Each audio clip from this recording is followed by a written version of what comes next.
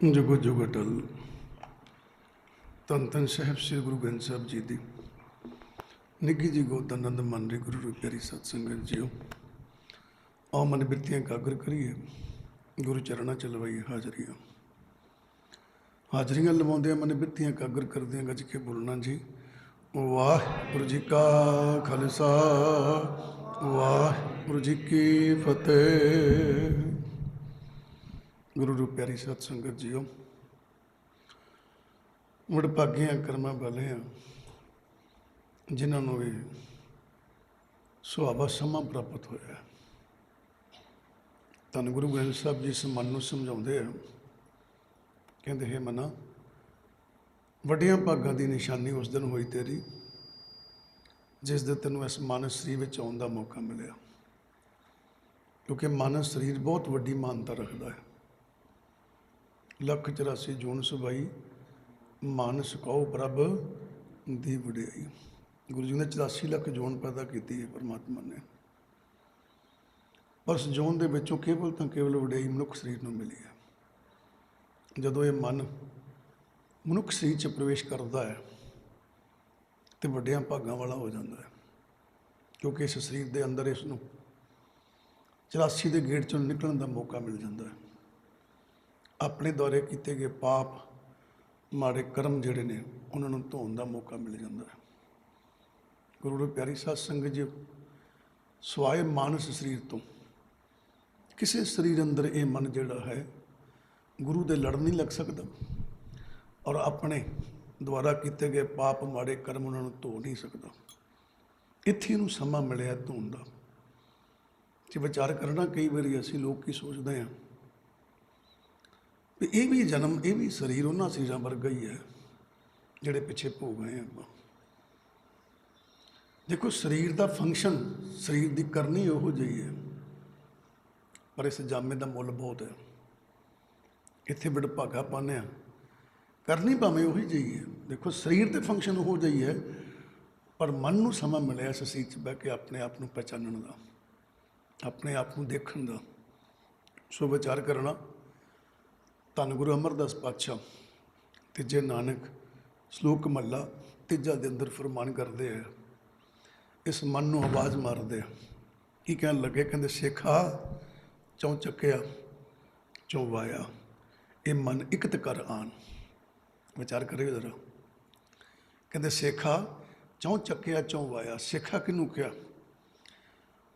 जिन्ने भी गुरु जी ने नाम रखे ने ना वो साडी मन बिरतियां दे नाम ने। जिहड़ी साडी मन बिरती है ना उहदे नाम ने। जे शेख क्या तो मन बिरती का नाम शेख है। किहड़ी मन बिरती का नाम शेख है? शेख किसी अमीर नूं कहंदे ने, किसी अमीर नूं शेख कहंदे ने। ਜਦੋਂ ਸਾਡੀ ਮਨ ਬਿਰਤੀ ਸੰਸਾਰ ਦੇ ਝੂਠੇ ਪਦਾਰਥਾਂ ਮਗਰ ਭਜਦੀ ਹੈ ਤੇ ਸੰਸਾਰੀ ਅਮੀਰੀ ਭਾਲਦੀ ਹੈ, ਤੇ ਉਦੋਂ ਗੁਰੂ ਜੀ ਇਸ ਮਨ ਬਿਰਤੀ ਨੂੰ ਸ਼ੇਖ ਕਹਿ ਕੇ ਆਵਾਜ਼ ਮਾਰਦੇ, ਕਹਿੰਦੇ ਸ਼ੇਖਾ ਚੌਂ ਚੱਕਿਆ ਚੌਂ ਵਾਇਆ। ਚੌਂ ਚੱਕਿਆ ਕਿਹਨੂੰ ਕਹਿੰਦੇ? ਤੁਸੀਂ ਕਦੀ ਵਿਚਾਰ ਕੀਤੀ ਹੋਣੀ। ਕੋਈ ਬੰਦਾ ਕਿਸੇ ਦੇ ਘਰ ਲੜਨ ਆ ਗਿਆ, ਕੋਈ ਬੰਦਾ ਕਿਸੇ ਦੇ ਘਰ ਲੜਨ ਆ ਗਿਆ। ਜਦੋਂ ਲੜਨ ਆਇਆ ਨਾ ਉਹ ਗੱਲ ਪੈ ਗਿਆ, ਤੇ ਉਹਨੂੰ ਦੋ ਚੌਂ ਬੰਦੇ ਨੇ ਫੜਿਆ, ਰੋਕਿਆ ਵੀ ਗੱਲ ਕੀ ਹੋਈ।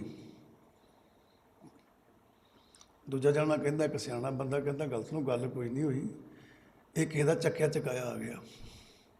ਲੱਗਿਆ ਜੇ ਪਤਾ ਕਿਸੇ ਦਾ ਚੱਕਿਆ ਚਕਾਇਆ ਆ ਗਿਆ।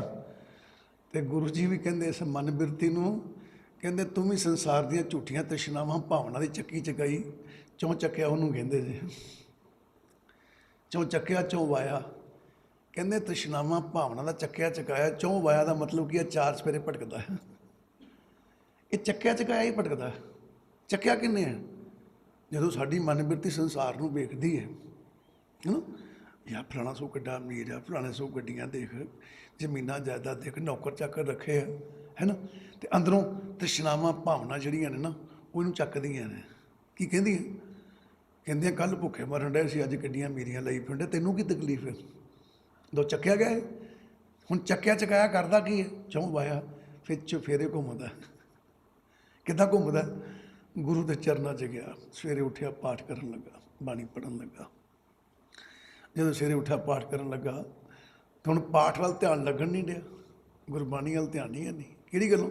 ਚੱਕਿਆ ਆ, ਤ੍ਰਿਸ਼ਨਾਵਾਂ ਭਾਵਨਾ ਨੇ ਚੱਕਿਆ ਇਹਨੂੰ। ਤੇ ਚੱਕਿਆ ਚਕਾਇਆ ਕਰਨ ਕੀ ਡਿਆ? ਸ਼ੇਖ ਅਮੀਰੀ ਲੱਭਣ ਡਿਆ। ਤੇ ਕੀ ਕਰਨ ਡਿਆ? ਚੌਂ ਵਾਇਆ ਬਾਣੀ ਪੜ੍ਹਦਾ, ਚਾਰ ਚੁਫੇਰੇ ਭਟਕਣ ਡਿਆ। ਕਦੀ ਸੋਚਦਾ ਇਹ ਫਲਾਣੀ ਚੀਜ਼ ਮਿਲ ਜਾਏ, ਕਿਤੇ ਫਲਾਣੀ ਢਮਕਾਣੀ ਮਿਲ ਜਾਏ, ਹੈ ਨਾ। ਤੁਸੀਂ ਕਦੀ ਦੇਖਿਓ, ਤੁਸੀਂ ਘਰ ਬੈਠੇ ਹੋਗੇ, ਤੁਸੀਂ ਕਿਸੇ ਨੂੰ ਕਹਿ ਦਿਓ ਕਿ ਅੱਜ ਕੱਲ੍ਹ ਕੰਮ ਕਰ ਇੰਨਾ ਨਹੀਂ ਹੈ, ਅੱਜ ਕੱਲ੍ਹ ਪਤਾ ਨਹੀਂ ਕੀ ਗੱਲ ਹੈ, ਕੋਈ ਪੈਸਾ ਧੇਲਾ ਹੈ ਨਹੀਂ। ਉਹ ਤੁਹਾਨੂੰ ਹੌਲੀ ਜੀ ਕਹਿੰਦਾ ਕੋਈ ਗੱਲ ਨਹੀਂ, ਫਿਰ ਕੀ ਹੋਇਆ, ਕੰਮ ਧੇਲਾ ਨਹੀਂ ਹੈ, ਪੈਸਾ ਧੇਲਾ ਨਹੀਂ ਹੈ ਤਾਂ ਕੀ ਹੋਇਆ। ਕਹਿੰਦਾ ਇੱਦਾਂ ਕਰ, ਤੂੰ ਪੰਜਾਬ ਛੱਡ ਦੇ, ਯੂਪੀ 'ਚ ਬੜੇ ਪੈਸੇ, ਜ਼ਮੀਨ ਸਸਤੀ ਮਿਲ ਜਾਣੀ ਹੈ। ਇਹਨੂੰ ਕਹਿੰਦੇ ਚੌਂ ਚੱਕਿਆ ਚੌਂ ਵਾਇਆ, ਚਾਰ ਚੁਫੇਰੇ ਘੁੰਮਣ ਡਿਆ, ਚਲਾ ਗਿਆ ਯੂਪੀ ਵਾਲੇ ਪਾਸੇ। ਉੱਥੇ ਇੱਥੋਂ ਜ਼ਮੀਨ ਵੇਚ ਗਿਆ, ਉੱਥੇ ਲੈ ਲਈ। ਉਹ ਮੰਨਿਆ ਬਾਈ ਇੱਥੇ 2 ਕਿੱਲੇ ਵੇਚੇ, ਉੱਥੇ 8 ਕਿੱਲੇ ਬਣ ਗਏ। ਮੈਂ ਮੰਨਦਾ, ਇੱਥੇ 2 ਕਿੱਲੇ ਵੇਚੇ, ਉੱਥੇ 8 ਕਿੱਲੇ ਬਣ ਗਏ। ਉਹ ਜ਼ਮੀਨ ਵਾਧਾ ਹੋ ਗਿਆ, ਪਰ ਤੇਰੇ ਕਰਮਾਂ 'ਚ ਵਾਧਾ ਤਾਂ ਨਹੀਂ ਹੋਇਆ। ਜ਼ਮੀਨ ਦਾ ਵਾਧਾ ਹੋ ਗਿਆ, ਪਰ ਤੇਰੇ ਕਰਮਾਂ 'ਚ ਵਾਧਾ ਨਹੀਂ ਹੋਇਆ। ਜ਼ਮੀਨ ਜਿੰਨੀ ਮਰਜ਼ੀ ਹੋਵੇ, ਪਰ ਜੇ ਉਸ ਅਕਾਲ ਪੁਰਖ ਦਾ ਹੁਕਮ ਨਾ ਹੋਵੇ ਤੇ ਪੱਲੇ ਕੁਛ ਵੀ ਨਹੀਂ ਪੈਂਦਾ। ਕਿ ਝੂਠ ਹੈ?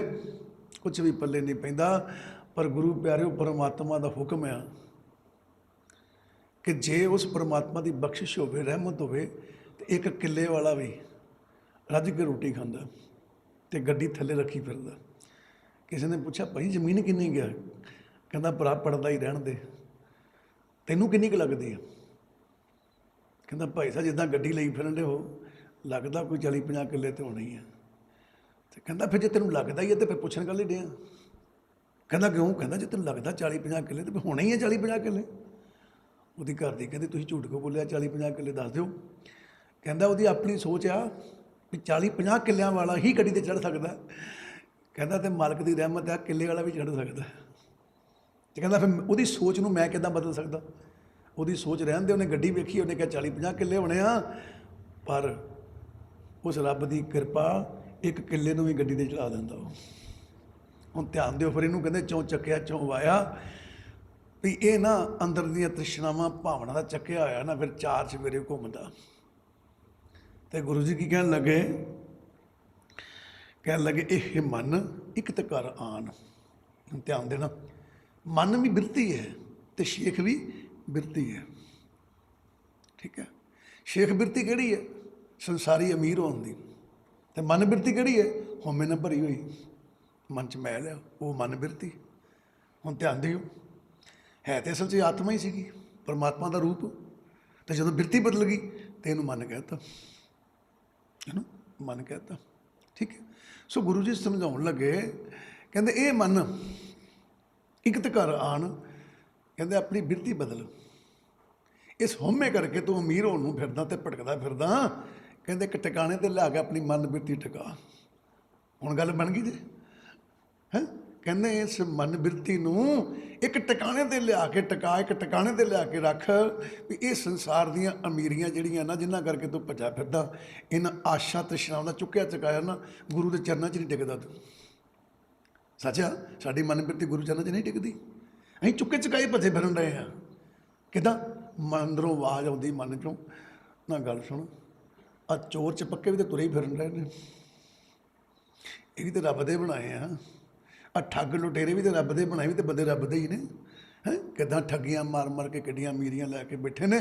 ਤੇ ਇਸ ਗੱਲ ਦਾ ਚੱਕਿਆ ਚਕਾਇਆ ਮਨ ਭਟਕਣ ਲੱਗ ਪਿਆ ਵੀ ਮੈਂ ਕਿਹਨੂੰ ਠੱਗੀ ਮਾਰਾਂ। ਸੱਚ ਹੈ ਨਾ। ਤੇ ਫਿਰ ਗੁਰੂ ਜੀ ਕਹਿੰਦੇ ਇੱਕ ਥਾਂ 'ਤੇ ਲਿਆ ਕੇ ਟਿਕਾ ਇਹਨੂੰ, ਮਨ ਬਿਰਤੀ ਨੂੰ। ਬਿਰਤੀ ਦੀ ਗੱਲ ਕੀਤੀ ਹੈ। ਦੇਖੋ ਤੁਹਾਡੀ ਬਿਰਤੀ ਤੇ ਨਾਂ ਰੱਖਿਆ, ਕਿਤੇ ਸ਼ੇਖ ਕਹਿਤਾ, ਕਿਤੇ ਮਨ ਕਹਿਤਾ। ਮਨ ਬਿਰਤੀ ਹੈ, ਅਸੀਂ ਵਿਚਾਰ ਹੀ ਨਹੀਂ ਕਰਦੇ। ਕਾਲੀ ਕੋਇਲ ਵੀ ਮਨ ਬਿਰਤੀ ਹੈ, ਉਹ ਵੀ ਮਨ ਬਿਰਤੀ ਹੈ। ਹੁਣ ਅੱਗੇ ਗੁਰੂ ਜੀ ਕੀ ਕਹਿਣ ਲੱਗੇ? ਕਹਿੰਦਾ ਇਹੜ ਤੇੜ ਛੱਡ ਤੂੰ ਗੁਰ ਕਾ ਸ਼ਬਦ ਪਛਾਣ। ਇਹੜ ਤੇੜ, ਹੁਣ ਇਹੜ ਤੇੜ ਕਿਹੜੀ ਬਈ? ਆਪਾਂ ਨੇ ਹੌਲੀ ਜਿਹੀ ਪੜ੍ਹ ਲਿਆ, ਇਹੜ ਤੇੜ ਛੱਡ ਤੂੰ। ਉਹ ਬਈ ਇਹੜ ਤੇੜ ਦਾ ਮਤਲਬ ਕੀ ਹੈ? ਇਹੜ ਤੇੜ ਦਾ ਮਤਲਬ ਹੁੰਦਾ ਹੈ, ਤੁਸੀਂ ਕਦੀ ਵੇਖਿਆ ਹੋਣਾ, ਕਿਸੇ ਬੰਦੇ ਨੇ ਆਵਾਜ਼ ਮਾਰੀ ਕਿਸੇ ਨੂੰ, ਕਹਿੰਦਾ ਭਾਈ ਸਾਹਿਬ ਗੱਲ ਸੁਣੋ। ਉਹ ਗੱਡੀ 'ਤੇ ਜਾਣ ਡਿਆ, ਕਹਿੰਦਾ ਟਾਈਮ ਹੈ ਨਹੀਂ ਜਾਣਾ ਕਿਤੇ।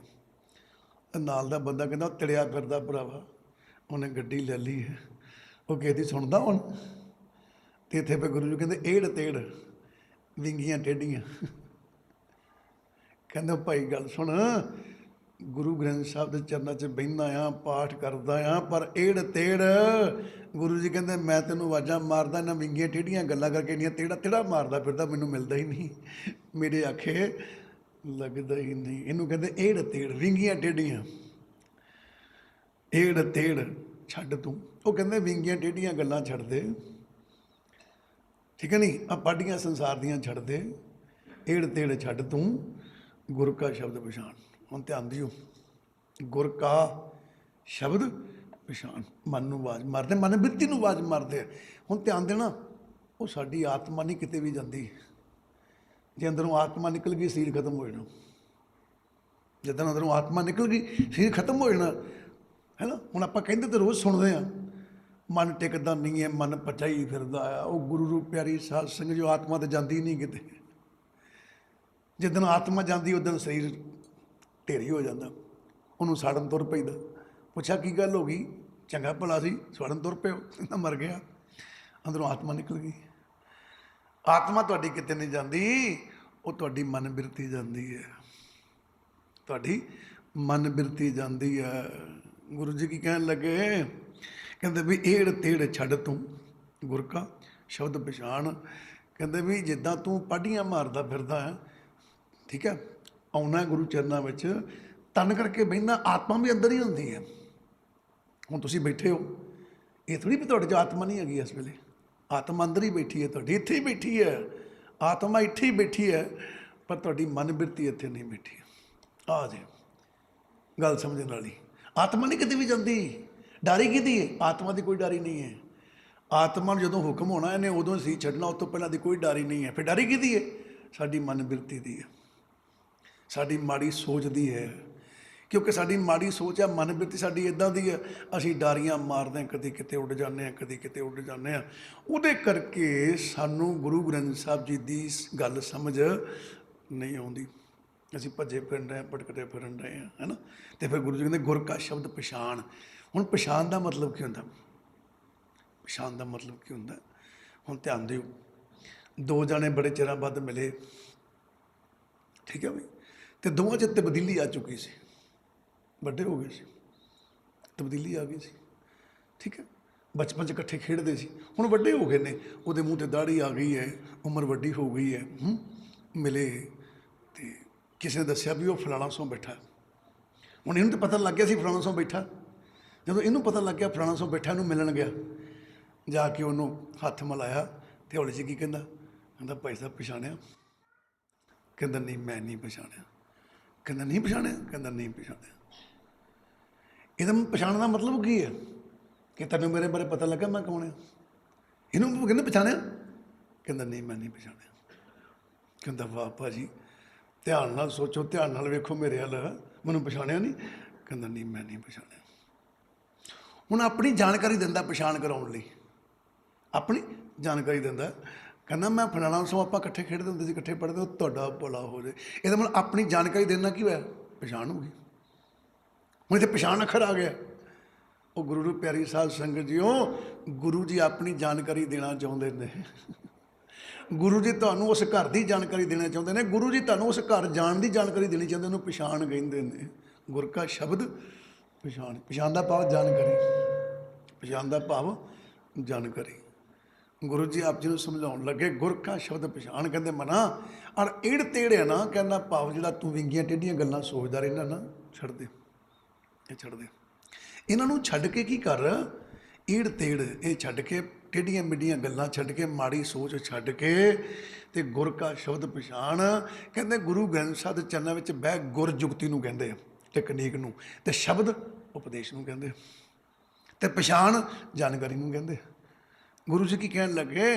ਕਹਿੰਦੇ ਇਸ ਉਪਦੇਸ਼ ਦੇ ਵਿੱਚੋਂ ਉਸ ਜੁਗਤੀ ਦੀ ਜਾਣਕਾਰੀ ਲੈ, ਜਿਸ ਜੁਗਤੀ ਦੇ ਨਾਲ ਤੂੰ ਆਪਣੇ ਆਪ ਨੂੰ ਧੋ ਕੇ, ਆਪਣੇ ਆਪ ਪਾਪ ਮਾੜਿਆਂ ਕਰਮਾਂ ਨੂੰ ਧੋ ਕੇ ਤੂੰ ਆਪਣੇ ਆਪ ਨੂੰ ਵੇਖ ਲੈ ਤੂੰ ਕੌਣ ਆ, ਉਹਦੀ ਜਾਣਕਾਰੀ ਲੈ। ਇਹਦਾ ਮਤਲਬ ਸੀ ਗੁਰੂ ਗ੍ਰੰਥ ਸਾਹਿਬ ਦੇ ਚਰਨਾਂ 'ਚੋਂ ਜੁਗਤੀ ਦੀ ਜਾਣਕਾਰੀ ਲੈਣੀ ਸੀ, ਕਿ ਜੁਗਤੀ ਸਿੱਖਣੀ ਸੀ ਕਿ ਆਪਣੇ ਆਪ ਦੀ ਪਛਾਣ ਕਿਵੇਂ ਕਰੀਦੀ ਹੈ, ਆਪਣੇ ਪਾਪ ਕਿਵੇਂ ਧੋਈਦੇ ਨੇ, ਆਪਣੇ ਮਾੜੇ ਕਰਮ ਕਿਵੇਂ ਧੋਈਦੇ ਨੇ। ਅਸੀਂ ਤਾਂ ਜਾਣਕਾਰੀ ਲਈ ਨਹੀਂ, ਉਹ ਜਾਣਕਾਰੀ ਲਈ ਨਹੀਂ। ਕਿਉਂ ਨਹੀਂ ਲਈ? क्योंकि जदों असीं पाठ करन डे हुंदे ना, बाणी पढ़न डे हुंदे आपां, ਜਦੋਂ ਆਪਾਂ ਗੁਰਬਾਣੀ ਪੜ੍ਹਨ ਦੇ ਹੁੰਦੇ ਹਾਂ, ਪਾਠ ਕਰਨ ਦੇ ਹੁੰਦੇ ਹਾਂ, ਪਾਠ ਕਰਦਿਆਂ ਗੁਰਬਾਣੀ ਪੜ੍ਹਦਿਆਂ ਸਾਡੀ ਜਿਹੜੀ ਮਨ ਬਿਰਤੀ ਹੈ, ਜਿਹੜੀ ਸਾਡੀ ਸੋਚ ਆ ਨਾ, ਉਹ ਸਾਡੀ ਸੋਚ ਗੁਰੂ ਗ੍ਰੰਥ ਸਾਹਿਬ ਦੇ ਚਰਨਾਂ 'ਚ ਨਹੀਂ ਹੁੰਦੀ। ਉਸ ਵੇਲੇ ਸਾਡੀ ਜਿਹੜੀ ਸੋਚ ਆ ਨਾ, ਉਹ ਟੇਢੇ ਮੇਢੇ ਪਾਸੇ ਭੱਜੀ ਫਿਰਨ ਡਈ ਹੁੰਦੀ ਹੈ। ਕਿੱਦਾਂ? ਆਪ ਜੀ ਦੇਖਿਓ, ਬੰਦਾ ਪੜ੍ਹਨ ਬਾਣੀ ਡਿਆ, ਪਾਠ ਕਰਨ ਡਿਆ, ਜਦੋਂ ਪਾਠ ਕਰਨ ਡਿਆ ਨਾ, ਪਾਠ ਕਰਦਿਆਂ ਨਾ, ਕਈ ਵਾਰੀ ਬੰਦਾ ਕਹੇਗਾ, ਆਪ ਜੀ ਵੀ ਕਹਿੰਦੇ ਹੀ ਹੋ ਨਹੀਂ, ਅਸੀਂ ਵੀ ਤਾਂ ਬਾਣੀ ਪੜ੍ਹਦੇ, ਪਰ ਸਾਨੂੰ ਨਹੀਂ ਸਮਝ ਲੱਗਦੀ ਚੱਕਰ ਕੀ ਹੈ। ਉਹ ਗੁਰੂ ਪਿਆਰਿਓ, ਧਿਆਨ ਦੇਣਾ, ਗੁਰੂ ਗ੍ਰੰਥ ਸਾਹਿਬ ਜੀ ਉਹੋ ਹੀ ਨੇ ਜਿਹੜੇ ਤੁਸੀਂ ਇੱਥੇ ਬੈਠੇ ਦਰਸ਼ਨ ਕਰਨ ਡਏ ਹੋ, ਅਤੇ ਜਿਹੜੇ ਤੁਸੀਂ ਆਪਣੇ ਘਰ ਵੀ ਪ੍ਰਕਾਸ਼ਿਤ ਕੀਤੇ ਹੋਣਗੇ, ਉਹੀ ਨੇ। ਬਾਣੀ ਨਹੀਂ ਬਦਲੀ। ਕਦੀ ਧਿਆਨ ਦੇਣਾ, ਕਿਸੇ ਵੀ ਸ਼ਹਿਰ 'ਚ ਚਲੇ ਜਾਈਏ, ਤੀਰਥ ਯਾਤਰਾ ਚਲੇ ਜਾਈਏ, ਜਿੰਨੇ ਮਰਜ਼ੀ ਗੁਰਦੁਆਰੇ 'ਚ ਮੱਥੇ ਟੇਕਾਈਏ, ਪਰ ਗੁਰੂ ਗ੍ਰੰਥ ਸਾਹਿਬ ਜੀ ਦਾ ਪ੍ਰਕਾਸ਼ ਉਹੀ ਹੈ, ਬੋਲ ਉਹੀ ਹੈ। ਇਹਦਾ ਮਤਲਬ ਕੀ ਹੈ?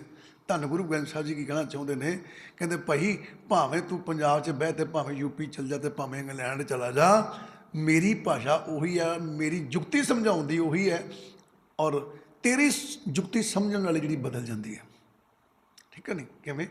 ਅਸੀਂ ਗੁਰੂ ਚਰਨਾਂ 'ਚ ਬੈਠੇ ਹੋਣੇ, ਸਾਡੇ ਮਨ ਬਿਰਤੀ ਕੀ ਹੁੰਦੀ ਵੀ ਕੀ ਫਾਇਦਾ ਜੇ ਕੰਮ ਹੀ ਨਹੀਂ ਬਣਿਆ ਕੋਈ। ਤੇ ਹੁਣ ਧਿਆਨ ਦੇਣਾ, ਬਾਣੀ ਤੁਸੀਂ ਪੜ੍ਹ ਰਹੇ, ਬਾਣੀ ਅਸੀਂ ਪੜ੍ਹ ਰਹੇ, ਆਪਾਂ ਤਾਂ ਗੁਰਬਾਣੀ ਪੜ੍ਹ ਰਹੇ ਹੈ ਨਾ।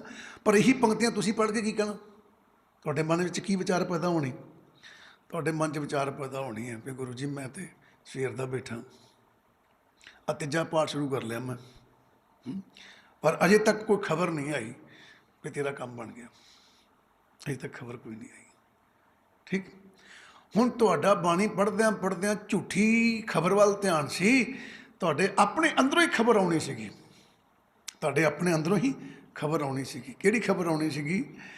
ਕਿ ਭਾਈ ਧਿਆਨ ਦਿਓ, ਆਪਣੇ ਅੰਦਰੋਂ ਹੀ ਮਨ 'ਚ ਚਾਅ ਪੈਦਾ ਹੁੰਦਾ, ਆਪਣੇ ਅੰਦਰੋਂ ਹੀ ਸਭ ਕੁਝ ਖੇੜਾ ਪੈਦਾ ਹੁੰਦਾ। ਬਾਣੀ ਪੜ੍ਹਦਿਆਂ ਜੇ ਸਮਝ ਲੱਗਣ ਲੱਗ ਪਏ ਤਾਂ ਖੇੜਾ ਆ, ਸਮਝ ਨਾ ਲੱਗੇ ਤਾਂ ਗੁਰਬਾਣੀ ਪੜ੍ਹ ਕੇ ਵੀ ਚਿਹਰਿਆਂ 'ਤੇ ਉਦਾਸੀ ਹੈ, ਉਦਾਸੀ ਹੈ।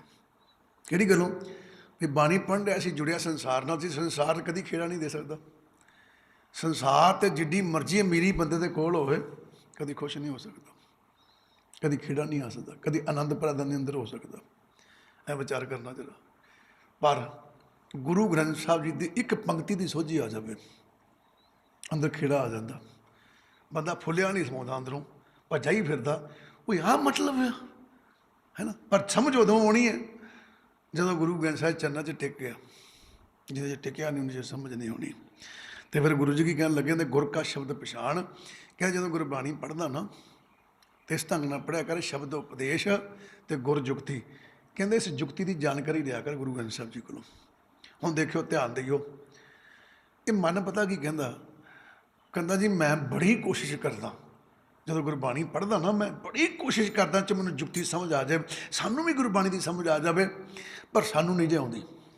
ਇਹਨੇ ਕਹਿ ਦਿੱਤਾ, ਬਾਹਾਂ ਖੜੀਆਂ ਕਰਤੀਆਂ, ਕਹਿੰਦਾ ਸਾਨੂੰ ਨਹੀਂ ਜੇ ਆਉਂਦੀ। ਅਤੇ ਗੁਰੂ ਗ੍ਰੰਥ ਸਾਹਿਬ ਜੀ ਫਿਰ ਸਮਝਾਉਣ ਲੱਗ ਪਏ, ਕਿਉਂਕਿ ਤੇ ਗਿਆਨ ਦਾ ਸੋਮਾ ਆ। ਯਾਦ ਆ ਆਪ ਜੀ ਨੇ ਪਿਛਲੀ ਵਾਰੀ ਸੁਣਿਆ ਸੀ ਵੀ ਇਹ ਅੰਮ੍ਰਿਤ ਦਾ ਸੋਮਾ ਆ, ਪਰ ਅੰਮ੍ਰਿਤ ਦੇ ਸੋਮੇ ਵਿੱਚੋਂ ਵੀ ਮਾਂ ਦੇ ਥਣ ਵਿੱਚੋਂ ਦੁੱਧ ਚੁੰਘਣਾ ਪੈਂਦਾ ਹੈ, ਤਾਂ ਅੰਦਰ ਦੁੱਧ ਆਉਂਦਾ ਹੈ। ਜੇ ਮੂੰਹ 'ਚ ਥਣ ਪਾ ਲਈਏ ਤਾਂ ਦੁੱਧ ਨਹੀਂ ਆਉਂਦਾ। ਇੱਦਾਂ ਹੀ ਗੁਰੂ ਗ੍ਰੰਥ ਸਾਹਿਬ ਨੂੰ ਪੜ੍ਹ ਕੇ ਵੀ ਚੁੰਘਣਾ ਪੈਂਦਾ, ਕਹਿੰਦਾ ਭਾਵ ਚਿੱਤ ਜੋੜਨਾ ਪੈਂਦਾ ਅਤੇ ਧਿਆਨ ਨਾਲ ਸਮਝਣਾ ਪੈਂਦਾ, ਤਾਂ ਅੰਦਰ ਪ੍ਰਕਾਸ਼ ਹੁੰਦਾ, ਵਰਨਾ ਨਹੀਂ ਹੁੰਦਾ। ਸੋ ਧਿਆਨ ਦਿਓ। ਇੱਥੇ ਹੁਣ ਗੁਰੂ ਗ੍ਰੰਥ ਸਾਹਿਬ ਜੀ ਹੌਲੀ ਜੀ ਗੁਰੂ ਅਮਰਦਾਸ ਪਾਤਸ਼ਾਹ ਕਹਿਣ ਲੱਗੇ, ਕਹਿੰਦਾ ਕਿ ਇੱਦਾਂ ਕਰ, ਜੇ ਨਹੀਂ ਆਉਂਦਾ, ਕਹਿੰਦਾ ਨਹੀਂ ਮੈਨੂੰ ਨਹੀਂ ਸਮਝ ਲੱਗਦੀ ਅਜੇ। ਅਤੇ ਉਹ ਕੀ ਕਹਿੰਦੇ? ਕਹਿੰਦਾ ਸਤਿਗੁਰ ਅੱਗੇ ਢਹਿ ਪਓ। ਵਾਹ ਬਈ ਵਾਹ। ਦੇਖੋ, ਕਹਿੰਦੇ ਸਤਿਗੁਰ ਅੱਗੇ ਢਹਿ ਪਓ, ਸਭ ਕੁਛ ਜਾਣੇ ਜਾਣ। ਕਹਿੰਦਾ ਇੱਦਾਂ ਕਰ, ਪਹਿਲਾਂ ਤਾਂ ਆਪਣੀ ਮਨ ਬਿਰਤੀ ਬਣਾ।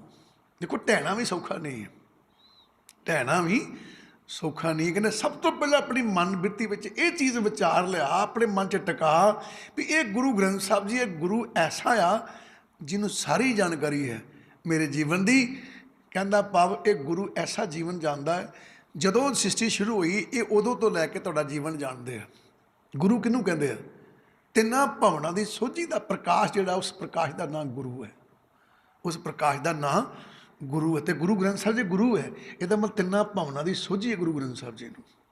ਇਹ ਤੁਹਾਡਾ ਪਿਛੋਕੜ ਵੀ ਜਾਣਦੇ, ਅੱਜ ਵੀ ਜਾਣਦੇ, ਆਉਣ ਵਾਲਾ ਕੱਲ੍ਹ ਵੀ ਜਾਣਦੇ ਆ। ਠੀਕ ਹੈ ਬਈ। ਹੁਣ ਗੁਰੂ ਜੀ ਕੀ ਕਹਿਣ ਲੱਗੇ, ਕਹਿੰਦੇ ਧਿਆਨ ਦੇ, ਸਭ ਕੁਝ ਜਾਣੇ ਜਾਣ। ਕਹਿੰਦਾ ਜਿਹੜਾ ਸਭ ਕੁਝ ਹੀ ਜਾਣਦਾ ਹੈ, ਕਿਉਂਕਿ ਗੁਰੂ ਪ੍ਰਕਾਸ਼ ਆ, ਪ੍ਰਕਾਸ਼ ਨੂੰ ਸਭ ਕੁਝ ਦਿਸਦਾ। ਕਹਿੰਦੇ ਜਿਹੜਾ ਸਭ ਕੁਝ ਜਾਣਦਾ ਨਾ, ਉੱਥੇ ਕੀ ਕਰ, ਸਤਿਗੁਰ ਅੱਗੇ ਢਹਿ ਪਓ। ਕਹਿੰਦਾ ਜਾ ਗੁਰੂ ਦੇ ਚਰਨ ਜਾ ਕੇ ਢਾਈ ਪਓ। ਹੁਣ ਵਿਚਾਰ ਕਰਿਓ ਵੀ ਤੁਸੀਂ ਸਾਰੇ ਜਣੇ ਕਹੋਗੇ ਵੀ ਅਸੀਂ ਤਾਂ ਰੋਜ਼ ਢਹਿੰਦੇ ਹਾਂ, ਰੋਜ਼ ਆ ਕੇ ਮੱਥਾ ਟੇਕਦੇ ਹਾਂ, ਹੈ ਨਾ। ਸਵੇਰੇ ਵੀ ਪਾਠ ਕਰਨ ਤੋਂ ਪਹਿਲਾਂ ਅਸੀਂ ਨਮਸਕਾਰ ਕਰਦੇ ਹਾਂ, ਗੁਰਦੁਆਰੇ ਜਾਂਦੇ ਹਾਂ, ਮੱਥਾ ਟੇਕ ਕੇ ਆਉਂਦੇ, ਸ਼ਾਮੀ ਵੀ ਟੇਕ ਕੇ ਆਉਂਦੇ, ਸਵੇਰੇ ਸ਼ਾਮ ਢਹਿੰਦੇ ਹਾਂ, ਹੈ। ਲਓ ਫਿਰ ਤਾਂ ਗੱਲ ਬਣ ਗਈ ਵੀ, ਹੈ ਨਾ। ਤੁਹਾਡੇ ਮਨ 'ਚ ਵਿਚਾਰ ਕੇ ਆਊ, ਲੈ ਵੀ ਗੁਰੂ ਜੀ ਵੀ ਕਹਿੰਦੇ ਸਤਿਗੁਰ ਅੱਗੇ ਢਹਿ ਪਾਓ, ਆਪਾਂ ਸਾਰੇ ਢਹਿੰਦੇ ਹਾਂ। ਹੁਣ ਵਿਚਾਰ ਕਰਿਓ, ਜਦੋਂ ਅਸੀਂ ਗੁਰੂ ਗ੍ਰੰਥ ਸਾਹਿਬ ਦੇ ਚਰਨਾਂ 'ਚ ਢਹਿਣ ਲੱਗਦੇ ਹਾਂ ਨਾ, ਸਰੀਰ ਢਹਿ ਜਾਂਦਾ ਪਰ ਮਨ ਨਹੀਂ ਢਹਿੰਦਾ। ਸਰੀਰ ਢਹਿ ਜਾਂਦਾ ਜੇ, ਸਰੀਰ ਝੁਕ ਜਾਂਦਾ ਜੇ, ਸਰੀਰ ਡਿੱਗ ਪੈਂਦਾ ਜੇ, ਪਰ ਮਨ ਨਹੀਂ ਡਿੱਗਦਾ। ਕਹਿੰਦਾ ਕਿਉਂ ਨਹੀਂ ਡਿੱਗਦਾ? ਕੀ ਕਹੋਗੇ ਕਿਉਂ ਨਹੀਂ ਡਿੱਗਦਾ? ਮਨ ਵੀ ਡਿੱਗਦਾ। ਅਸੀਂ ਤਾਂ ਸਵੇਰੇ ਮਨ ਵੀ ਅੱਗੇ ਰੱਖਿਆ ਗੁਰੂ ਸਾਹਿਬਾਂ ਦੇ ਵੀ ਜੋ ਕੁਛ ਕਰਨਾ ਤੁਸੀਂ ਕਰਨਾ, ਸਿਰਫ ਜ਼ੁਬਾਨ ਤੋਂ ਕਹਿੰਦੇ ਹੋ ਪਰ ਮਨ ਨਹੀਂ ਮੰਨਦਾ। ਮਨ ਨਹੀਂ, ਕਿੱਦਾਂ ਨਹੀਂ ਮਨ ਮੰਨਦਾ? ਹੁਣ ਧਿਆਨ ਦਿਓ, ਇੱਕ ਬੰਦੇ ਨੂੰ ਰੱਸੀਆਂ 3-4 ਬੱਧੀਆਂ ਹੋਣ, ਰੱਸੀਆਂ ਬੱਧੀਆਂ ਹੋਣ ਘੁੱਟ ਕੇ ਸਰੀਰ ਨੂੰ, ਤੇ ਉਹਨੂੰ ਅੱਗੇ ਨੂੰ ਕਹੇ ਝੁਕ, ਝੁਕ ਜੂ? ਕਦੀ ਨਹੀਂ ਝੁਕ ਸਕਦਾ, ਠੀਕ, ਕਿਉਂਕਿ ਰੱਸੀਆਂ ਬੱਧੀਆਂ। ਉਹ ਕਹਿੰਦਾ ਕੀ ਕਹਿੰਦਾ, ਕੋਈ ਕਿਸੇ ਨੇ ਬੰਨ੍ਹ ਕੇ ਰੱਖਿਆ ਸੀ ਤੇ ਕਿਸੇ ਨੇ ਕਿਹਾ ਝੁਕ ਕੇ ਵਿਖਾ, ਹੁਣ ਝੁਕ। ਹੁਣ ਉਹ ਲੱਗਾ ਝੁਕਣ, ਕਹਿੰਦਾ ਪੁੱਤ ਤੂੰ ਝੁਕ ਨਹੀਂ ਸਕਦਾ। ਕਹਿੰਦਾ ਕਿਉਂ? ਕਹਿੰਦਾ ਕਿਉਂਕਿ ਰੱਸੀਆਂ ਬੱਧੀਆਂ ਹੁਣ ਨਹੀਂ ਝੁਕ ਸਕਦਾ, ਝੁਕ ਹੁਣ। ਤੇ ਇੱਥੇ ਗੁਰੂ ਗ੍ਰੰਥ ਸਾਹਿਬ ਜੀ ਕੀ ਕਹਿੰਦੇ, ਕਹਿੰਦੇ ਸਤਿਗੁਰ ਅੱਗੇ ਢਹਿ ਪਓ। ਕਹਿੰਦੇ ਆਉਂਦਾ ਜ਼ਰੂਰ ਆ ਤੂੰ, ਤੇਰਾ ਸਰੀਰ ਢਹਿ ਜਾਂਦਾ, ਪਰ ਜਦੋਂ ਮਨ ਢਹਿਣ ਲੱਗਦਾ ਨਾ, ਮਨ ਨੂੰ ਤ੍ਰਿਸ਼ਨਾਵਾਂ ਭਾਵਨਾ ਰੱਸੀਆਂ ਬੱਧੀਆਂ ਝੁਕਦਾ ਹੀ ਨਹੀਂ, ਉਹਦੇ ਕੋਲ ਢਹਿਆ ਹੀ ਨਹੀਂ ਜਾਂਦਾ। ਜ਼ੋਰ ਤੇ ਬੜਾ ਲਾਉਂਦਾ ਆ ਪਰ ਢਹਿਆ ਹੀ ਨਹੀਂ ਜਾਂਦਾ। ਕਹਿੰਦਾ ਕਿਹੜੀ ਗੱਲੋਂ? ਕਿਉਂਕਿ ਰੱਸੀਆਂ ਬੱਧੀਆਂ, ਤ੍ਰਿਸ਼ਨਾਵਾਂ ਭਾਵਨਾਵਾਂ, ਹਉਮੈ ਹੰਕਾਰ, ਠੀਕ ਹੈ ਨਹੀਂ, ਕਾਮ ਕ੍ਰੋਧ ਲੋਭ ਮੋਹ ਹੰਕਾਰ, ਇਹਨਾਂ ਨੇ ਰੱਸੀਆਂ ਇਹੋ ਜਿਹੀਆਂ ਬੱਧੀਆਂ ਖਿੱਚ ਕੇ ਰੱਖਦੇ ਪਿੱਛੇ ਨੂੰ। ਕਹਿੰਦੇ ਝੁਕ, ਠੀਕ ਹੈ। ਇਹ ਸੱਚ ਜੇ, ਇਹ ਢਹਿਣ ਨਹੀਂ ਦਿੰਦੇ, ਇਹ ਝੁਕਣ ਨਹੀਂ ਦਿੰਦੇ। ਮਨ ਬੜੀ ਕੋਸ਼ਿਸ਼ ਕਰਦਾ, ਨਹੀਂ ਕਰਦਾ ਨਹੀਂ, ਕਰਦੇ ਹੋ ਤੁਸੀਂ ਕੋਸ਼ਿਸ਼, ਮਨ ਬੜੀ ਕੋਸ਼ਿਸ਼ ਕਰਦਾ ਵੀ ਗੁਰੂ ਅੱਗੇ ਢਹਿ ਪੈਣਾ, ਪਰ ਢਹਿਆ ਨਹੀਂ ਜਾਂਦਾ, ਕਿਉਂਕਿ ਪਿੱਛੇ ਤ੍ਰਿਸ਼ਨਾਵਾਂ ਭਾਵਨਾ, ਮਨ ਦੀਆਂ ਖਾਸ਼ਾਂ ਜਿਹੜੀਆਂ ਨੇ ਉਹ ਝੁਕਣ ਨਹੀਂ ਦਿੰਦੀਆਂ। ਮਨ ਝੁਕਦਾ ਹੀ ਨਹੀਂ, ਤਨ ਝੁਕ ਜਾਂਦਾ, ਮਨ ਨਹੀਂ ਝੁਕਦਾ, ਠੀਕ ਆ ਬਈ। ਮਨ ਫਿਰ ਕਰੀ ਜਾਣ ਡਿਆ ਹੁੰਦਾ, ਮੱਥਾ ਟੇਕ ਕੇ ਵੀ ਕਹਿੰਦਾ ਗੁਰੂ ਜੀ ਦੇਖੋ ਜੋ ਮਰਜ਼ੀ ਹੈ, ਮੈਨੂੰ ਸੋਝੀ ਤੇ ਆ ਗਈ ਹੈ ਵੀ ਸਭ ਕੁਝ ਤੁਸੀਂ ਕਰਨਾ, ਤੁਸੀਂ ਜਾਣੀ ਜਾਣੋ। ਆਪੇ ਕਹੂਗਾ, ਵੇਖਿਓ ਤੁਸੀਂ ਆਪੇ ਆਪਣੀ ਜ਼ੁਬਾਨ 'ਚੋਂ ਕਹਿੰਦੇ ਹੋ। ਜਦੋਂ ਮੱਥਾ ਟੇਕਦੇ ਨਾ ਗੁਰੂ ਗ੍ਰੰਥ ਸਾਹਿਬ ਜੀ, ਤੁਸੀਂ ਆਪ ਹੀ ਕਹਿੰਦੇ ਹੋ, ਬਿਨ ਬੋਲਿਆ ਸਭ ਕੁਝ ਜਾਣਦਾ, ਕਿਸ ਆਗੇ ਕੀਚੇ ਅਰਦਾਸ, ਕਹਿੰਦੇ ਹੋ ਸਾਰੇ ਜਣੇ। ਪਰ ਤੁਸੀਂ ਫਿਰ ਲੱਗੇ ਹੁੰਦੇ ਹੋ ਵੀ ਗੁਰੂ ਜੀ ਕਿਰਪਾ ਕਰਿਓ ਵੀ ਦੇਖੋ ਮੁੰਡੇ ਦਾ ਵੀਜ਼ਾ ਲੱਗ ਜਾਵੇ, ਕਿਤੇ ਚੱਲ ਜਾਵੇ ਬਾਹਰ, 4 ਪੈਸੇ ਕਮਾਉਣ ਲੱਗ ਪਵੇ, ਹੈ ਨਾ। ਫਿਰ ਦੇਖੋ ਬੜਾ ਲਹਿਜਾ ਜਿਹਾ ਸਮਝਾਉਣਗੇ ਵੀ ਮੈਨੂੰ ਮੰਗਿਆ ਕੁਛ ਨਹੀਂ ਮੈਂ। ਕੀ ਕਹਿਣਗੇ?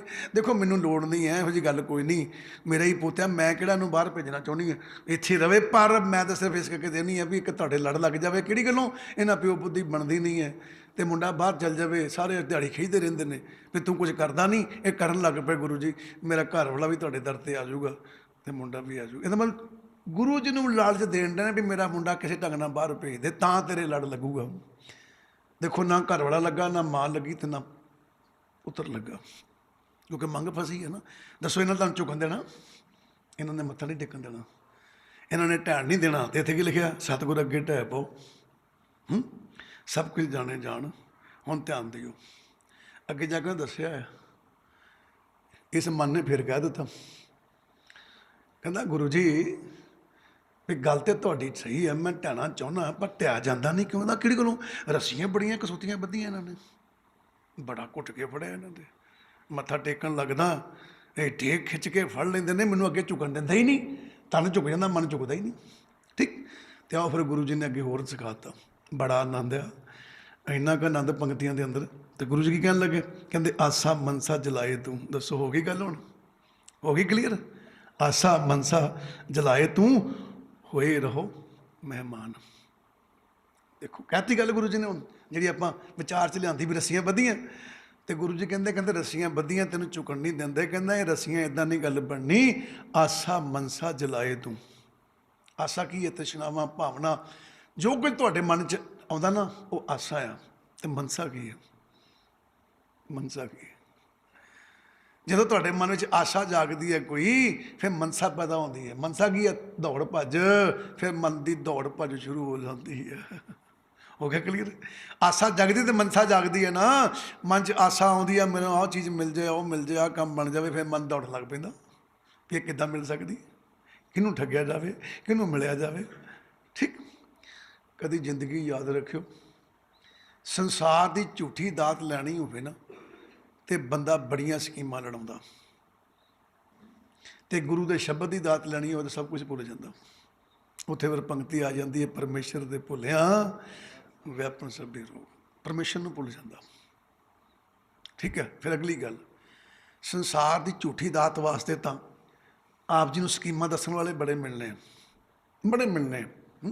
ਕੋਈ ਕਹੂਗਾ ਮੇਰਾ ਤਜਰਬਾ ਬੜਾ, ਮੈਂ ਬਿਜ਼ਨਸ ਬੜਾ ਕੀਤਾ, ਮੈਂ ਆਹ ਕੰਮ ਬੜਾ ਕੀਤਾ, ਮੈਂ ਆਹ ਕੰਮ ਬੜਾ ਕੀਤਾ। ਪਰ ਗੁਰੂ ਪਿਆਰੀ ਸਾਧ ਸੰਗਤ ਜੀਓ, ਇਸ ਪਰਮਾਤਮਾ ਤੱਕ ਪਹੁੰਚਣ ਲਈ ਮਾਰਗ ਦੱਸਣ ਵਾਲਾ ਇੱਕੋ ਹੀ ਹੈ, ਧੰਨ ਧੰਨ ਸਾਹਿਬ ਸ੍ਰੀ ਗੁਰੂ ਗ੍ਰੰਥ ਸਾਹਿਬ ਜੀ। ਠੀਕ ਹੈ ਬਈ। ਹੁਣ ਧਿਆਨ ਦਿਓ, ਉਹਨੂੰ ਪੁੱਛਿਆ, ਕਹਿੰਦਾ ਮੈਂ ਕੰਮ ਬੜੇ ਕੀਤੇ ਨੇ ਤੇ ਉਹ ਤਜਰਬਾ ਦੱਸਣ ਡਿਆ ਹੈ ਨਾ। ਇਹਦਾ ਮਤਲਬ ਉਹਨੇ ਕੰਮ ਕੀਤਾ, ਤਜਰਬਾ ਦੱਸਣ ਡਿਆ। ਤੇ ਗੁਰੂ ਜੀ ਕਹਿੰਦਾ ਫਿਰ ਮੈਂ ਵੀ ਉਸ ਪਰਮਾਤਮਾ ਤੱਕ ਪਹੁੰਚ ਕੀਤੀ ਹੈ, ਇਹਦਾ ਮਤਲਬ ਫਿਰ ਗੁਰੂ ਦਾ ਵੀ ਤਜਰਬਾ ਹੈਗਾ। ਜੇ ਤੇ ਪਰਮਾਤਮਾ ਤੱਕ ਪਹੁੰਚਣਾ ਤੇ ਗੁਰੂ ਦੇ ਲੜ ਲੱਗ ਜਾਓ, ਤੇ ਜੇ ਸੰਸਾਰੀ ਧੰਦਿਆਂ ਨਾਲ ਜੁੜਨਾ ਤੇ ਫਿਰ ਕਿਸੇ ਹੋਰ ਦੇ ਲੜ ਲੱਗ ਜਾਓ। ਹੁਣ ਪੰਗਾ ਤੇ ਹੈ ਵੀ ਸਾਨੂੰ ਮਨ ਕਰਦਾ ਜ਼ਰੂਰ ਹੈ ਵੀ ਅਸੀਂ ਗੁਰੂ ਦੇ ਲੜ ਲੱਗੀ ਰੱਬ ਲੱਭਣਾ, ਪਰ ਰੱਬ ਲੱਭਣ ਦੀ ਕੋਸ਼ਿਸ਼ ਕਰਦੇ ਹਾਂ, ਗੁਰੂ ਦੇ ਲੜ ਲੱਗਦੇ ਹਾਂ, 2 4 10 ਦਿਨਾਂ ਬਾਅਦ ਫਿਰ ਮਨ ਡੋਲ ਜਾਂਦਾ। ਕੀ ਕਹਿੰਦਾ? ਕਹਿੰਦਾ ਦੇਖੋ ਗੱਲ ਤਾਂ ਸਹੀ ਹੈ ਗੁਰੂ ਸਾਹਿਬਾਨ ਦੀ, ਪਰ ਸੰਸਾਰ ਤੋਂ ਬਗੈਰ ਸਰਦਾ ਹੀ ਨਹੀਂ ਹੈ ਨਾ, ਪੈਸੇ ਤੋਂ ਬਗੈਰ ਸਰਦਾ ਹੀ ਨਹੀਂ। ਪਰ ਮਨ 'ਚ ਵਿਚਾਰ ਲਿਆਂਦੀ ਨਹੀਂ ਕਿ ਜਿਹਨੇ ਇਸ ਸਰੀਰ ਨੂੰ ਜਨਮ ਦਿੱਤਾ ਆ, ਜਿਹਨੇ ਇਸ ਸਰੀਰ ਵਿੱਚ ਮੈਨੂੰ ਭੇਜਿਆ, ਜਿਹਨੇ ਸੰਸਾਰ 'ਤੇ ਭੇਜਿਆ, ਇਸ ਸਰੀਰ ਨੂੰ ਕਿਹੜੇ ਵੇਲੇ ਕਿਹੜੀ ਚੀਜ਼ ਦੀ ਲੋੜ ਹੈ ਵੀ ਉਹਨੂੰ ਪਤਾ ਹੈ। ਉਹਨੂੰ ਪਤਾ ਹੈ। ਤੁਹਾਡੇ ਕਰਮਾਂ ਦੇ ਆਧਾਰ 'ਤੇ ਜਿਵੇਂ ਸਮਾਂ ਆਉਣਾ ਨਾ ਗੁਰੂ ਪਿਆਰਿਓ, ਉਸ ਦਿਨ ਤੁਹਾਡੇ ਅੱਗੇ ਚੀਜ਼ ਪਹੁੰਚੀ ਹੋਣੀ, ਤੁਸੀਂ ਹੈਰਾਨ ਹੋ ਜਾਓਗੇ ਵੀ ਇਹ ਕਿੱਥੋਂ ਪਹੁੰਚ ਗਈ, ਇਹ ਕਿੱਥੋਂ ਹੋ ਗਿਆ। ਇਹ ਸੱਚ ਜੇ ਪਰਮਾਤਮਾ ਇਹੋ ਜਿਹੇ ਦਿਆਲੂ ਨੇ। ਕਈ ਸੱਜਣ ਮਿਲਣਗੇ, ਥੋੜ੍ਹੇ ਦਿਨ ਦੀ ਗੱਲ ਹੈ, ਗੁਰਸਿੱਖ ਪਿਆਰੇ ਬੜੀ ਪਿਆਰ ਵਾਲੀ ਵਿਚਾਰ ਕਰਦੇ ਪਏ ਸਨ। ਕਹਿੰਦੇ ਬਾਬਾ ਜੀ ਵੀ ਇੱਦਾਂ ਆ ਵੀ ਘਰ ਦੇ ਵਿੱਚ ਕੋਈ ਨਾ ਪੈਸਾ ਰੁਕਦਾ ਨਹੀਂ ਹੈ, ਕੋਈ ਪੈਸਾ ਧੇਲਾ ਹੈ ਨਹੀਂ, ਮੈਂ ਇੰਨਾ ਅਮੀਰ ਨਹੀਂ ਹਾਂ। ਅਸੀਂ ਚੁੱਪ ਚਾਪ ਸੁਣਦੇ ਰਹੇ ਵੀ ਇਹਨੂੰ ਸਾਰੀ ਗੱਲ ਸੁਣਾ ਲੈਣ ਦੇ ਵਿੱਚ। ਕਹਿੰਦਾ ਮੈਂ ਕੋਈ ਇੰਨਾ ਅਮੀਰ ਨਹੀਂ ਹੈ, ਮੇਰੀ ਜ਼ਿੰਦਗੀ ਦੇ ਵਿੱਚ ਅੱਜ ਤੱਕ ਮੇਰੇ ਕੋਲ ਪੈਸਾ ਜਮ੍ਹਾਂ ਨਹੀਂ ਹੋਇਆ, ਕਦੇ ਰੁਕਿਆ ਨਹੀਂ। ਅੱਛਾ ਹੋਰ? ਕਹਿੰਦੇ ਪਰ ਹੁਣ ਪਰ ਲਾਉਣ ਲੱਗੇ। ਕਹਿੰਦੇ ਪਰ ਕਹਿੰਦੇ ਬਾਬਾ ਜੀ ਜਦੋਂ ਸਤਸੰਗ ਸੁਣਿਆ ਤੇ ਮੈਨੂੰ ਗੱਲ ਸਮਝ ਲੱਗੀ ਵੀ ਵਾਕਈ ਪਰਮਾਤਮਾ ਧਿਆਨ ਰੱਖਦਾ ਵੀ ਮੇਰੇ ਕੋਲ ਕੋਈ ਅਮੀਰੀ ਨਹੀਂ, ਮੇਰੇ ਕੋਲ ਬੈਂਕ 'ਚ ਪੈਸੇ ਨਹੀਂ ਹੈ, ਮੇਰੇ ਕੋਲ ਘਰ ਪੈਸੇ ਨਹੀਂ ਹੈ, ਪਰ ਅੱਜ ਤੱਕ ਮੇਰਾ ਕੋਈ ਕੰਮ ਰੁਕਿਆ ਨਹੀਂ। ਜਦੋਂ ਲੋੜ ਪੈਂਦੀ ਪਤਾ ਨਹੀਂ ਕਿੱਥੋਂ ਆ ਜਾਂਦੇ ਆ। ਇਹ ਝੂਠ ਜੇ, ਇਹ ਤੁਹਾਡੇ ਨਾਲ ਵੀ ਘਟਨਾ ਘਟਦੀ ਹੋ ਸਾਰਿਆਂ ਨਾਲ, ਹੈ ਨਾ। ਤੁਹਾਨੂੰ ਅੱਜ ਲੋੜ ਪਈ 10,000 20,000 50,000 ਦੀ ਲੋੜ ਪੈ ਗਈ ਵੀ ਯਾਰ ਸਵੇਰੇ ਐਮਰਜੈਂਸੀ 'ਚ ਚਾਹੀਦੇ ਨੇ, ਅਤੇ ਤੁਸੀਂ ਮਨ 'ਚ ਸੋਚਿਆ ਵੀ ਯਾਰ ਗੱਲ ਸੁਣ, ਅੱਜ ਮੇਰੀ ਕੋਈ ਮਦਦ ਕਰਨ ਨੂੰ ਤਿਆਰ ਨਹੀਂ, ਮੈਂ ਫਲਾਣੇ ਸੌ ਦਿੱਤਾ ਸੀ 20,000 ਰੁਪਈਆ, ਫਲਾਣੇ ਸੌ ਦਿੱਤਾ ਸੀ 20,000 ਰੁਪਈਆ, ਫਲਾਣੇ ਸੌ ਦਿੱਤਾ ਸੀ 20,000 ਰੁਪਈਆ, ਟੀਮ ਨਹੀਂ ਮਾਰੀ, ਮੈਂ 3 4 ਵਾਰੀ ਪੁੱਛ ਬੈਠਿਆ, ਕੋਈ ਕਹਿੰਦੇ ਜੇ ਹੈ ਹੀ ਨਹੀਂ ਹੈ। ਹੁਣ ਅੱਜ ਮੈਨੂੰ ਸਵੇਰੇ ਲੋੜ ਆ, ਤੇ ਇਹ ਤਾਂ ਬੜੀ ਮਾੜੀ ਗੱਲ ਹੋਈ, ਕਿੱਦਾਂ ਕਰਾਂ, ਕਿਹਦੇ ਕੋਲ ਮੰਗਣ ਜਾਵਾਂ। ਜੇ ਮੈਂ ਮੰਗਣ ਗਿਆ ਤਾਂ ਉਹਨੇ ਕਹਿਣਾ ਵੀ ਉਹਦਾ ਪੁੱਤਾ ਤੂੰ ਤਾਂ ਬੜੀਆਂ ਪੜ੍ਹੀਆਂ ਮੰਨਦਾ, ਬੜੀ ਕਿਰਪਾ, ਤੇ ਅੱਜ ਕਿਰਪਾ ਕਿੱਥੇ ਗਈ। ਠੀਕ, ਬਹਿ ਗਿਆ। ਕੀ ਕਹਿੰਦਾ? ਹੁਣ ਧਿਆਨ ਦਈਓ, ਆਪਾਂ ਸਾਰੇ ਕਹਿੰਦੇ ਗੁਰੂ 'ਤੇ ਵਿਸ਼ਵਾਸ ਆ, ਸਾਰੇ ਕਹਿੰਦੇ, ਪਰ ਜਿਹਨਾਂ ਨੂੰ ਵਿਸ਼ਵਾਸ ਹੁੰਦਾ ਨਾ ਉਹ ਫਿਰ ਭੱਜ ਨਾਲ ਛੱਡ ਦਿੰਦੇ ਆ, ਅਤੇ ਜਿਹੜੇ ਭੱਜਦੇ ਨੱਠਦੇ ਨੇ ਜੇ ਆਪਣਾ ਹੀ ਜ਼ੋਰ ਲਾਉਂਦੇ ਉਹਨਾਂ ਨੂੰ ਵਿਸ਼ਵਾਸ ਹੀ ਹੈ ਨਹੀਂ। ਜਿੱਥੇ ਆਪਣਾ ਜ਼ੋਰ ਖਤਮ ਵਿਸ਼ਵਾਸ ਉੱਥੇ ਆ। ਠੀਕ। ਹੁਣ ਕੀ ਕਹਿੰਦਾ? ਘਰ ਦੀ ਕਹਿੰਦੀ ਫਿਰ ਕਿਤੇ ਗੱਲਬਾਤ ਕਰੋ ਕਿਸੇ ਨਾਲ। ਕਹਿੰਦਾ ਦੱਸ ਭਲੀ ਲੋਕ, ਜੇ ਵਿਸ਼ਵਾਸ ਹੀ ਹੈ ਤਾਂ ਫਿਰ ਵਿਸ਼ਵਾਸ ਆ। ਇਹ ਕਿਉਂ? ਕਹਿੰਦਾ ਮੈਂ ਨਹੀਂ ਜਾਣਾ ਕਿਤੇ ਵੀ, ਕੋਈ ਗੱਲ ਨਹੀਂ, ਆਪੇ ਸਵੇਰੇ ਵਕਤ ਸਾਰਨ ਵਾਲਾ ਸਾਰੂਗਾ, ਜਿੰਨੇ ਮੁਸੀਬਤ ਪਾਈ ਆਪੇ ਕੱਢੂਗਾ। ਲੋ ਜੀ ਮਾਲਕ ਨੇ ਖੇਡ ਖੇਡ ਦਿੱਤੀ। ਠੀਕ। ਹੋਇਆ ਕੀ? ਵਕਤ ਸਾਰਨਾ। ਸ਼ਾਮਾਂ ਨੂੰ ਇੱਕ ਸੱਜਣ ਆਏ, ਕਹਿੰਦੇ ਭਾਜੀ ਨਿੱਕਾ ਜਿਹਾ ਕੰਮ ਸੀ ਆਪ ਜੀ ਗੁਜਰਾ। ਕਹਿੰਦਾ ਦੱਸੋ?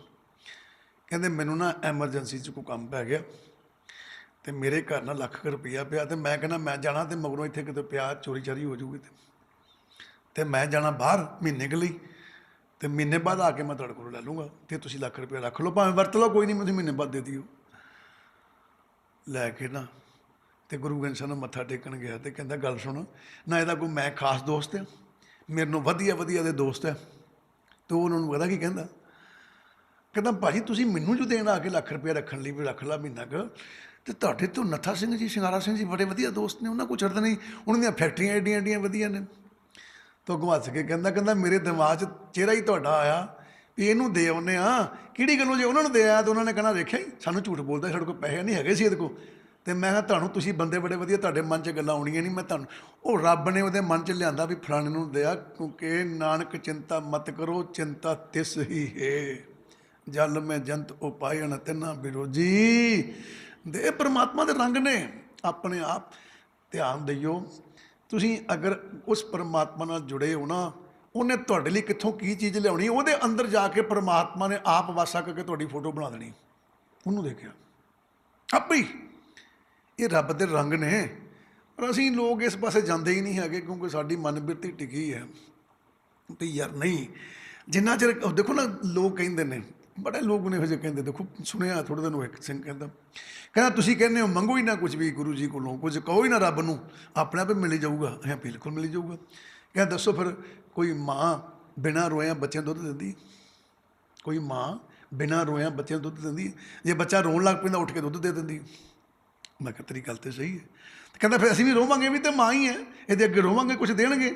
ਮੈਂ ਕਿਹਾ ਭਾਈ ਮਾਂ 'ਚ ਫਰਕ ਆ, ਮਾਂ 'ਚ ਫਰਕ ਆ। ਕਹਿੰਦੇ ਉਹ ਕਿਵੇਂ? ਅਸੀਂ ਇਹ ਜਿਹੜੀ ਸੰਸਾਰੀ ਮਾਂ ਇਹ ਆਪਣੇ ਕੰਮ 'ਚ ਰੁਝੇਵੇਂ 'ਚ ਰੁੱਝ ਜਾਂਦੀ ਹੈ ਅਤੇ ਬੱਚੇ ਨੂੰ ਭੁੱਲ ਜਾਂਦੀ ਹੈ। ਰੋਣ ਦੀ ਆਵਾਜ਼ ਆਈ, ਕਹਿੰਦੀ ਤੇਰਾ ਭਲਾ ਹੋ ਜੇ, ਮੇਰੇ ਚੇਤਾ ਨਹੀਂ ਰਿਹਾ, ਇਹਦੀ ਭੁੱਖ ਲੱਗੀ ਹੈ, ਦੁੱਧ 3 ਤੁਰ ਪਈ। ਕਿਉਂਕਿ ਇਹ ਆਪਣੇ ਕੰਮ 'ਚ ਰੁੱਝੀ ਪਈ ਨੇ, ਆਪਣੇ ਕੰਮ ਕਰਨੇ ਨੇ, ਪਰ ਉਹ ਮਾਂ ਆਪਣੇ ਕੰਮ 'ਚ ਨਹੀਂ ਰੁੱਝੀ, ਉਹ ਤੇਰਿਆਂ ਕੰਮਾਂ 'ਚ ਰੁੱਝੀ ਹੈ। ਉਹਦੇ ਵਰਗੀ ਮਾਂ ਕੋਈ ਨਹੀਂ। ਇਸ ਮਾਂ ਨੂੰ ਚੇਤਾ ਭੁੱਲ ਸਕਦਾ ਹੈ ਕਿ ਵਕਤ ਹੋ ਗਿਆ ਦੁੱਧ ਪਿਉਣਾ ਰੁੰਦਿਆਂ ਦਿੰਦੀ ਆ, ਉਸ ਮਾਂ ਨੂੰ ਕਦੀ ਕਿਸੇ ਦੇ ਬਾਰੇ ਨਹੀਂ ਭੁੱਲਦਾ, ਕਿਉਂਕਿ ਉਸ ਮਾਂ ਦਾ ਧਿਆਨ ਹੀ ਸਾਡੇ ਵੱਲ ਆ, ਸੰਸਾਰ ਵੱਲ ਆ। ਤੂੰ ਦਾਤਾ ਦਾਤਾਰ, ਤੇਰਾ ਦਿੱਤਾ ਖਾਵਣਾ, ਉਹ ਤਾਂ ਧਿਆਨ ਹੀ ਸਾਡੇ ਰੱਖਦੀ ਮਾਂ। ਅਤੇ ਹੱਸ ਕੇ ਕੀ ਕਹਿੰਦਾ ਅੱਗੋਂ? ਦੱਸੋ ਖਾਲਸਾ ਜੀ ਤੁਹਾਡੀ ਉਦਾਹਰਨ ਠੀਕ ਰਹੀ? ਕਹਿੰਦਾ ਬਾਬਾ ਜੀ ਗੱਲ ਇੱਦਾਂ ਆ ਵੀ ਅਸੀਂ ਤਾਂ ਗੱਲਾਂ ਸੁਣੀਆਂ ਸੁਣਾਉਣੀਆਂ ਨੇ ਵੀ ਜੇ ਬੱਚਾ ਰੋਂਦਾ ਤਾਂ ਮਾਂ ਦੁੱਧ ਦਿੰਦੀ ਆ, ਅੱਜ ਪਤਾ ਲੱਗਾ ਵੀ ਉਹ ਮਾਂ ਅਤੇ ਇਸ ਮਾਂ 'ਚ ਫਰਕ ਆ। ਦੇਖੋ ਐਵੇਂ ਨਾ, ਇਹ ਤਾਂ ਸਿਰਫ ਨਾਤਾ ਸਮਝਾਉਣ ਲਈ ਤੁਹਾਨੂੰ ਮਾਂ ਕਿਹਾ, ਅੱਗੇ ਉਹਨਾਂ ਲਿਖ ਦਿੱਤਾ ਵਿੱਚ ਗੁਰੂ ਗ੍ਰੰਥ ਸਾਹਿਬ ਨੇ ਜਿਹੜਾ ਤੁਹਾਨੂੰ ਨਾਤਾ ਸਮਝਾਇਆ ਵੀ ਤੇਰੀ ਮਾਂ ਆ, ਪਿਓ ਆ, ਤੇਰਾ ਬੱਚਾ ਆ, ਘਰ ਵਾਲੀ ਆ, ਘਰ ਵਾਲਾ ਆ, ਇਹ ਚਾਚਾ ਆ, ਤਾਂ ਇਹ ਸਭ ਰਿਸ਼ਤੇ ਸਾਨੂੰ ਜੋੜ ਕੇ ਸਮਝਾਉਣਾ ਕੀਤਾ ਵੀ ਜਿੱਦਾਂ ਤੇਰਾ ਨਾਤਾ ਪਿਓ ਨਾਲ ਆ, ਮਾਂ ਨਾਲ, ਇੱਦਾਂ ਦਾ ਨਾਤਾ ਤੇਰਾ ਪਰਮਾਤਮਾ ਨਾਲ, ਅਸਲੀ ਨਾਤਾ ਪਰਮਾਤਮਾ ਨਾਲ ਆ। ਉਹਨਾਂ ਲਿਖਤਾ ਬਾਹਰ ਸਾਨੂੰ, ਪਹਿਲਾਂ ਆ ਕੇ ਦੱਸਿਆ ਤੇਰੀ ਮਾਂ ਆ, ਪਿਓ ਆ, ਘਰ ਵਾਲਾ ਆ, ਘਰ ਵਾਲੀ ਹੈ, ਬੱਚਾ ਆ, ਸਭ ਕੁਝ ਦੱਸਿਆ ਸਾਨੂੰ ਅਵਤਾਰੀ ਪੁਰਸ਼ ਬਣ ਕੇ, ਹੈ ਨਾ। ਅਤੇ ਅਵਤਾਰੀ ਪੁਰਸ਼ ਬਣ ਕੇ ਜਦੋਂ ਅਸੀਂ ਖੁੱਭ ਗਏ ਕਿਹਦੇ 'ਚ, ਮਾਂ ਪਿਓ ਰਿਸ਼ਤਿਆਂ ਵਿੱਚ ਖੁੱਭ ਗਏ ਅਸੀਂ, ਅਤੇ ਆਪੇ ਹੀ ਕਹਿਣ ਲੱਗੇ, ਕਹਿੰਦੇ ਕਾਕੀ ਮਾਈ ਕਾਕੋ ਬਾਪ ਨਾਮ ਧਰੀਕ ਝੂਠੇ ਸਭ ਸਾਕ। ਦੇਖੋ ਆਪੇ ਸਾਨੂੰ ਕਹਿਤੇ, ਤੇਰੇ ਮਾਂ ਬਾਪ ਨੇ ਆਪੇ ਸਾਨੂੰ ਕਹਿਤਾ ਵੀ ਇਹ ਤਾਂ ਨਾਮ ਮਾਤਰ ਝੂਠੇ ਸਾਕ ਨੇ, ਇਹਨਾਂ ਦਾ ਨਾਤਾ ਕੋਈ ਨਹੀਂ ਹੈ, ਇਹਨਾਂ ਦਾ ਨਾਤਾ ਕੋਈ ਨਹੀਂ। ਕਹਿੰਦੇ ਕਿਉਂ? ਕਹਿੰਦੇ ਸਿਰਫ ਤੈਨੂੰ ਇੱਕ ਖਿੱਚ ਪੈਦਾ ਕੀਤੀ ਹੈ ਵੀ ਦੇਖ ਮਾਂ ਅਤੇ ਬੱਚੇ ਦੀ ਖਿੱਚ ਕਿੱਦਾਂ ਦੀ ਹੈ। ਕਹਿੰਦੇ ਹਾਂ। ਕਹਿੰਦਾ ਦੇਖ ਲਾ, ਜਦੋਂ ਤੈਨੂੰ ਕੋਈ ਫੜਨ ਲੱਗਦਾ ਜਾਂ ਤੈਨੂੰ ਕੋਈ ਮੁਸੀਬਤ ਹੁੰਦੀ ਤਾਂ ਮਾਂ ਵੱਲ ਭੱਜਦਾ, ਪਿਓ ਵੱਲ ਭੱਜਦਾ। ਕਹਿੰਦਾ ਹਾਂ। ਕਹਿੰਦਾ ਫਿਰ ਪੁੱਤਰ, ਇਹ ਮਾਂ ਅਤੇ ਬਾਪ ਉਸ ਮੁਸੀਬਤ ਤੋਂ ਨਹੀਂ ਬਚਾ ਸਕਦੇ, ਅਸਲੀ ਮਾਂ ਅਤੇ ਬਾਪ ਪਰਮਾਤਮਾ ਆ, ਉਹ ਬਚਾ ਸਕਦਾ ਹੈ। ਕਹਿੰਦਾ ਜਿਸ ਖਿੱਚ ਨਾਲ ਇਹਦੇ ਮਗਰ ਭੱਜਿਆ ਸੀ, ਕਿਤੇ ਉਸੇ ਖਿੱਚ ਨਾਲ ਪਰਮਾਤਮਾ ਵਾਲੇ ਪਾਸੇ ਭੱਜ ਪੈਣੋਂ ਅੱਜ ਤੇਰੀ ਜ਼ਿੰਦਗੀ ਹੋਰ ਹੋਣੀ ਸੀ, ਅੱਜ ਤੇਰਾ ਜੀਵਨ ਹੋਰ ਦਾ ਹੋਰ ਹੀ ਹੋਣਾ ਸੀ। ਸੋ ਵਿਚਾਰ ਕਰਨੀ ਹੈ, ਜਿੰਨਾ ਚਿਰ ਵਿਚਾਰ ਨਹੀਂ ਹੈ ਉਹਨਾਂ ਚਿਰ ਗੱਲ ਨਹੀਂ ਬਣਨੀ। ਆ ਫਿਰ ਅੱਗੇ ਜਾ ਕੇ ਗੁਰੂ ਜੀ ਕੀ ਕਹਿਣ ਲੱਗੇ? ਕਹਿੰਦੇ ਆਸਾ ਮਨਸਾ ਜਲਾਏ ਤੋਂ ਹੋਏ ਰਹੋ ਮਹਿਮਾਨ। ਕਹਿੰਦੇ ਜਿਹੜੀਆਂ ਰੱਸੀਆਂ ਬੱਝੀਆਂ ਨਾ, ਜਿਹੜੀਆਂ ਤੈਨੂੰ ਝੁਕਣ ਨਹੀਂ ਦਿੰਦੀਆਂ, ਗੁਰੂ ਅੱਗੇ ਢਹਿਣ ਨਹੀਂ ਨਾ ਦਿੰਦੀਆਂ, ਕਹਿੰਦੇ ਇੱਦਾਂ ਕਰ ਸਾੜ ਦੇ। ਦੱਸੋ, ਕਹਿੰਦੇ ਸਾੜ ਦੇ, ਇਹ ਸੜਨਗੀਆਂ ਅਤੇ ਤੂੰ ਢਹਿਣ ਜੋਗਾ ਹੋਏਗਾ, ਇਹਦਾ ਜੇ ਸੜੀਆਂ ਨਹੀਂ ਨਾ ਉਹਨਾਂ ਚਿਰ ਤੂੰ ਢਹਿਣ ਜੋਗਾ ਨਹੀਂ। ਇਹਦਾ ਮਤਲਬ ਆਸਾ ਅਤੇ ਮਨਸਾ ਜਿਹੜੀਆਂ ਇਹਨਾਂ ਨੂੰ ਸਾੜ ਦਿਓ, ਜਿੱਦਣ ਇਹ ਸੜ ਗਈਆਂ ਤੁਹਾਡਾ ਮਨ ਗੁਰੂ ਚਰਨਾਂ 'ਚ ਟਹਿ ਜਾਊਗਾ। ਫਿਰ ਦੇਖੋ ਕੀ ਕਿਹਾ ਹੁਣ, ਇਸ ਮਨ ਨੇ ਕਿਤੇ ਕਹਿਤਾ ਹੋਣਾ ਨਾ ਗੁਰੂ ਜੀ ਜੋ ਮਰਜ਼ੀ ਹੈ, ਰੱਸੀਆਂ ਬੰਨ੍ਹਣੀਆਂ ਕਿਹੜੀਆਂ ਸੌਖੀਆਂ, ਇਹ ਕਿਤੇ ਅੱਜ ਦੀਆਂ ਬੱਝੀਆਂ। ਸੱਚ ਜੇ ਜਦੋਂ ਦੀ ਸ੍ਰਿਸ਼ਟੀ ਸ਼ੁਰੂ ਹੋਈ ਰੱਸੀਆਂ ਆਉਂਦੀਆਂ ਬੱਝੀਆਂ, ਆਸਾ ਅਤੇ ਮਨਸਾ ਦੀਆਂ ਤ੍ਰਿਸ਼ਨਾਵਾਂ ਦੀਆਂ ਭਾਵਨਾ ਦੀਆਂ ਰੱਸੀਆਂ ਆਉਂਦੀਆਂ ਬੱਝੀਆਂ ਮਨ ਨੂੰ, ਇਹ ਝੁਕਦਾ ਹੀ ਨਹੀਂ ਕਿਤੇ। ਹੁਣ ਗੁਰੂ ਜੀ ਨੇ ਸਮਝਾਇਆ ਵੀ ਗਲਤ ਨੇ, ਛੱਡ ਸਕਦੀਆਂ, ਜਲ ਸਕਦੀਆਂ। ਕਹਿੰਦਾ ਉਹ ਕਿੱਦਾਂ? ਕਹਿੰਦਾ ਹੋਏ ਰਹੋ ਮਹਿਮਾਨ। ਕਹਿੰਦੇ ਸਭ ਤੋਂ ਪਹਿਲਾਂ ਤੂੰ ਆਪਣੇ ਆਪ ਨੂੰ ਸਮਝ ਕੇ ਮੈਂ ਪ੍ਰਾਹੁਣਾ ਆ, ਫਿਰ ਟੱਟਣੀਆਂ ਹੀ। ਹੁਣ ਜਿਹੜਾ ਬੰਦਾ ਕਿਸੇ ਦੇ ਘਰ ਗਿਆ ਅਤੇ ਜਾ ਕੇ ਬਹਿ ਗਿਆ ਮਾਲਕ ਬਣ ਕੇ ਦੱਸੋ। ਉਹ ਬੰਦੇ ਜਿਹਨੂੰ ਪਤਾ ਮੈਂ ਘਰ ਛੱਡਣਾ ਹੀ ਨਹੀਂ ਹੁਣ, ਹੈ ਨਾ, ਉਹਦੀ ਮਨਬਿਰਤੀ ਹੋਰ ਹੋ ਜਾਂਦੀ, ਉਹਦੀ ਖਾਣ ਪੀਣ ਦਾ ਢੰਗ ਬਦਲ ਜਾਂਦਾ, ਬੋਲ ਬਾਣੀ ਬਦਲ ਜਾਂਦੀ। ਅਤੇ ਜਿਹੜਾ ਬੰਦਾ ਕਿਸੇ ਦੇ ਘਰ ਗਿਆ ਹੋਵੇ ਅਤੇ ਥੋੜ੍ਹੀ ਦੇਰ ਬੈਠਾ ਹੋਵੇ, ਠੀਕ, ਅਤੇ ਉਹ ਉਹਨੂੰ ਕਹਿਣ ਭਾਈ ਸਾਹਿਬ ਫਲਾਣੀ ਚੀਜ਼ ਲਾਉਣਗੇ, ਖਾਓਗੇ, ਫਲਾਣੀ ਚੀਜ਼ ਖਾਓਗੇ, ਕੋਈ ਨਹੀਂ, ਕਹਿੰਦਾ ਜੋ ਮਰਜ਼ੀ ਲਿਆਓ ਖਾ ਲੈਂਦੇ ਹਾਂ। ਹੁਣ ਉਹਦੇ ਮਨ 'ਚ ਆਇਆ ਵੀ ਮੈਂ ਤਾਂ ਇੱਥੇ ਘੰਟਾ 2 ਘੰਟੇ ਠਹਿਰਨਾ, ਅਤੇ ਮੈਂ ਤਾਂ ਇਹਨਾਂ ਦੇ ਘਰ ਵਿੱਚ ਜਿੱਥੇ ਬੈਠਾ ਬਿਠਾਤਾ ਉੱਥੇ ਬੈਠਾ ਰਹਾਂ ਚੰਗਾ। ਕਹਿੰਦਾ ਕਿਉਂ? ਕਹਿੰਦਾ ਜੇ ਮੈਂ ਰਹਿਣਾ ਹੋਵੇ ਪੱਕਾ ਅਤੇ ਫਿਰ ਮੈਂ ਕਮਰੇ ਦਾ ਬੰਦੋਬਸਤ ਕਰਾਂ, ਇਹਨਾਂ ਦੇ ਕੋਲੋਂ ਕਹਾਂ ਵੀ ਇੱਕ ਕਮਰਾ ਮੈਨੂੰ ਦੇ ਦਿਓ ਵਧੀਆ ਜਿਹਾ। ਜਦੋਂ ਮੇਰੀ ਘੰਟੇ 2 ਘੰਟੇ ਦੀ ਖੇਡ ਆ, ਇਹ ਡਰਾਇੰਗ ਰੂਮ 'ਚ ਬਿਠਾਉਣ, ਇਹ ਕਮਰੇ 'ਚ ਬਿਠਾਉਣ ਇਹਨਾਂ ਦੀ ਮਰਜ਼ੀ ਆ, ਇਹ ਭਾਵੇਂ ਪੁੰਛੇ ਬਿਠਾ ਕੇ ਰੋਟੀ ਖਵਾ ਦੇਣ ਇਹਨਾਂ ਦੀ ਮਰਜ਼ੀ ਹੈ, ਪਰ ਮੈਂ ਇਹਨਾਂ ਨੂੰ ਕਹਿ ਨਹੀਂ ਸਕਦਾ ਮੈਨੂੰ ਕਮਰਾ ਦੇ ਦਿਓ, ਕਿਉਂਕਿ ਮੈਂ ਰਹਿਣਾ ਨਹੀਂ, ਮੈਂ ਤਾਂ ਮਹਿਮਾਨ ਆ 2-4 ਘੰਟਿਆਂ ਦਾ। ਹੁਣ ਤੁਸੀਂ ਦੇਖੋ, ਜਿਹੜਾ ਮਹਿਮਾਨ ਦਾ ਆਪਾਂ ਡਰਾਇੰਗ ਰੂਮ 'ਚ ਬਿਠਾਉਂਦੇ, ਬਾਹਰ ਬਿਠਾਉਂਦੇ ਨੂੰ, ਕਮਰੇ 'ਚ ਨਹੀਂ ਖੜਦੇ, ਕਿਹੜੀ ਗੱਲੋਂ? ਜੇ ਕਿਸੇ ਨੇ ਪੁੱਛਿਆ ਉਹਨੂੰ ਕਮਰੇ 'ਚ ਲੈ ਆਓ, ਉਹ ਰਹਿਣ ਦਿਓ, ਪ੍ਰਾਹੁਣਾ ਆ ਉਹਨੇ ਚੱਲ ਜਾਣਾ। ਪ੍ਰਾਹੁਣੇ ਨੂੰ ਘਰ ਦਾ ਭੇਦ ਨਹੀਂ ਦੇਈਦਾ, ਵੀ ਪ੍ਰਾਹੁਣਾ ਆ ਉਹ ਰਹਿੰਦੇ ਉੱਥੇ, ਤੂੰ ਡਰਾਈਵ ਰੂਮ 'ਚ ਬੈਠਾ ਰਹਿੰਦੇ, ਰੋਟੀ ਪਾਣੀ ਖਾਓ ਅਤੇ ਜਾਣ ਦਿਓ ਉਹਨੂੰ, ਹੈ ਨਾ, ਇਹ ਪ੍ਰਾਹੁਣਾ ਉਹ ਮਹਿਮਾਨ ਹੈ ਉਹ ਤਾਂ।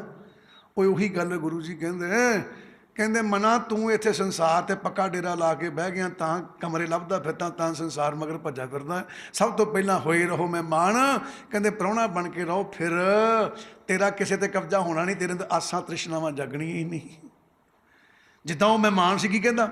ਲੰਗਰ ਛਕੋ, ਕਹਿੰਦਾ ਛਕ ਲੈਂਦੇ, ਠੀਕ। ਉਹਨੇ ਇੱਕ ਨਹੀਂ ਗਿਆ, ਇਹ ਭਾਈ ਸਾਹਿਬ ਡਾਇਨਿੰਗ ਟੇਬਲ ਦੇ ਭਾਗ ਜਾ ਛਕਾ ਦਿਓ, ਕੀ ਕਹਿੰਦਾ? ਉਹਨੂੰ ਕਿਸੇ ਨੇ ਕਿਹਾ ਭਾਜੀ ਇਹਨਾਂ ਦੇ ਕੋਲ ਡਾਇਨਿੰਗ ਟੇਬਲ ਵੀ ਹੈ। ਉਹ ਕਹਿੰਦਾ ਅਸੀਂ ਪ੍ਰਾਹੁਣੇ ਹਾਂ ਭਰਾਵਾ, ਉਹਨਾਂ ਨੇ ਖਵਾਤੀ ਇੰਨੀ ਬੜੀ ਆ, ਘੰਟਾ 2 ਘੰਟੇ ਰੁਕਣਾ, ਠੀਕ ਹੈ ਕਿ ਨਹੀਂ, ਮਿਲਣ ਆਏ ਸੀਗੇ, ਉਹਨੇ ਮੈਂ ਚੱਲ ਜਾਣਾ, ਇਹਨਾਂ ਜਿੱਥੇ ਬਹਿ ਕੇ ਖਵਾਤੀ ਉੱਥੇ ਬਹਿ ਕੇ ਚੁੱਪ ਕਰਕੇ ਖਾ ਲੈਂਦਾ, ਅਤੇ ਜੋ ਮਿਲਿਆ ਚੁੱਪ ਕੇ ਖਾ ਲੈਂਦਾ। ਅਤੇ ਗੁਰੂ ਜੀ ਕਹਿੰਦੇ ਫਿਰ ਇੱਦਾਂ ਕਰ, ਤੂੰ ਵੀ ਇਹ ਕੰਮ ਕਰ। ਦੇਖੋ ਤੁਸੀਂ ਪੰਕਤੀਆਂ ਨਾਲ ਜੁੜਦੀਆਂ ਕਿੱਦਾਂ, ਆਪਣੇ ਆਪ ਹੀ ਵੇਖੋ ਕਿੱਦਾਂ ਜੁੜਦੀਆਂ ਜੇ। ਦੇਖੋ ਪਹਿਲਾਂ ਪੰਕਤੀ ਜੁੜ ਗਈ, ਕਿਹੜੀ? ਕਿ ਢਹਿਣਾ ਕਿਵੇਂ, ਕਿਹੜੀ ਚੀਜ਼ ਤੈਨੂੰ ਢਹਿਣ ਨਹੀਂ ਦਿੰਦੀ, ਠੀਕ ਹੈ। ਹੁਣ ਅੱਗੇ ਦੇਖਿਓ ਜਾ ਕੇ, ਕਹਿੰਦੇ ਮਨ ਨੂੰ, ਕਹਿੰਦੇ ਤੂੰ ਮਹਿਮਾਨ ਬਣ ਕੇ ਰਹੋ, ਠੀਕ।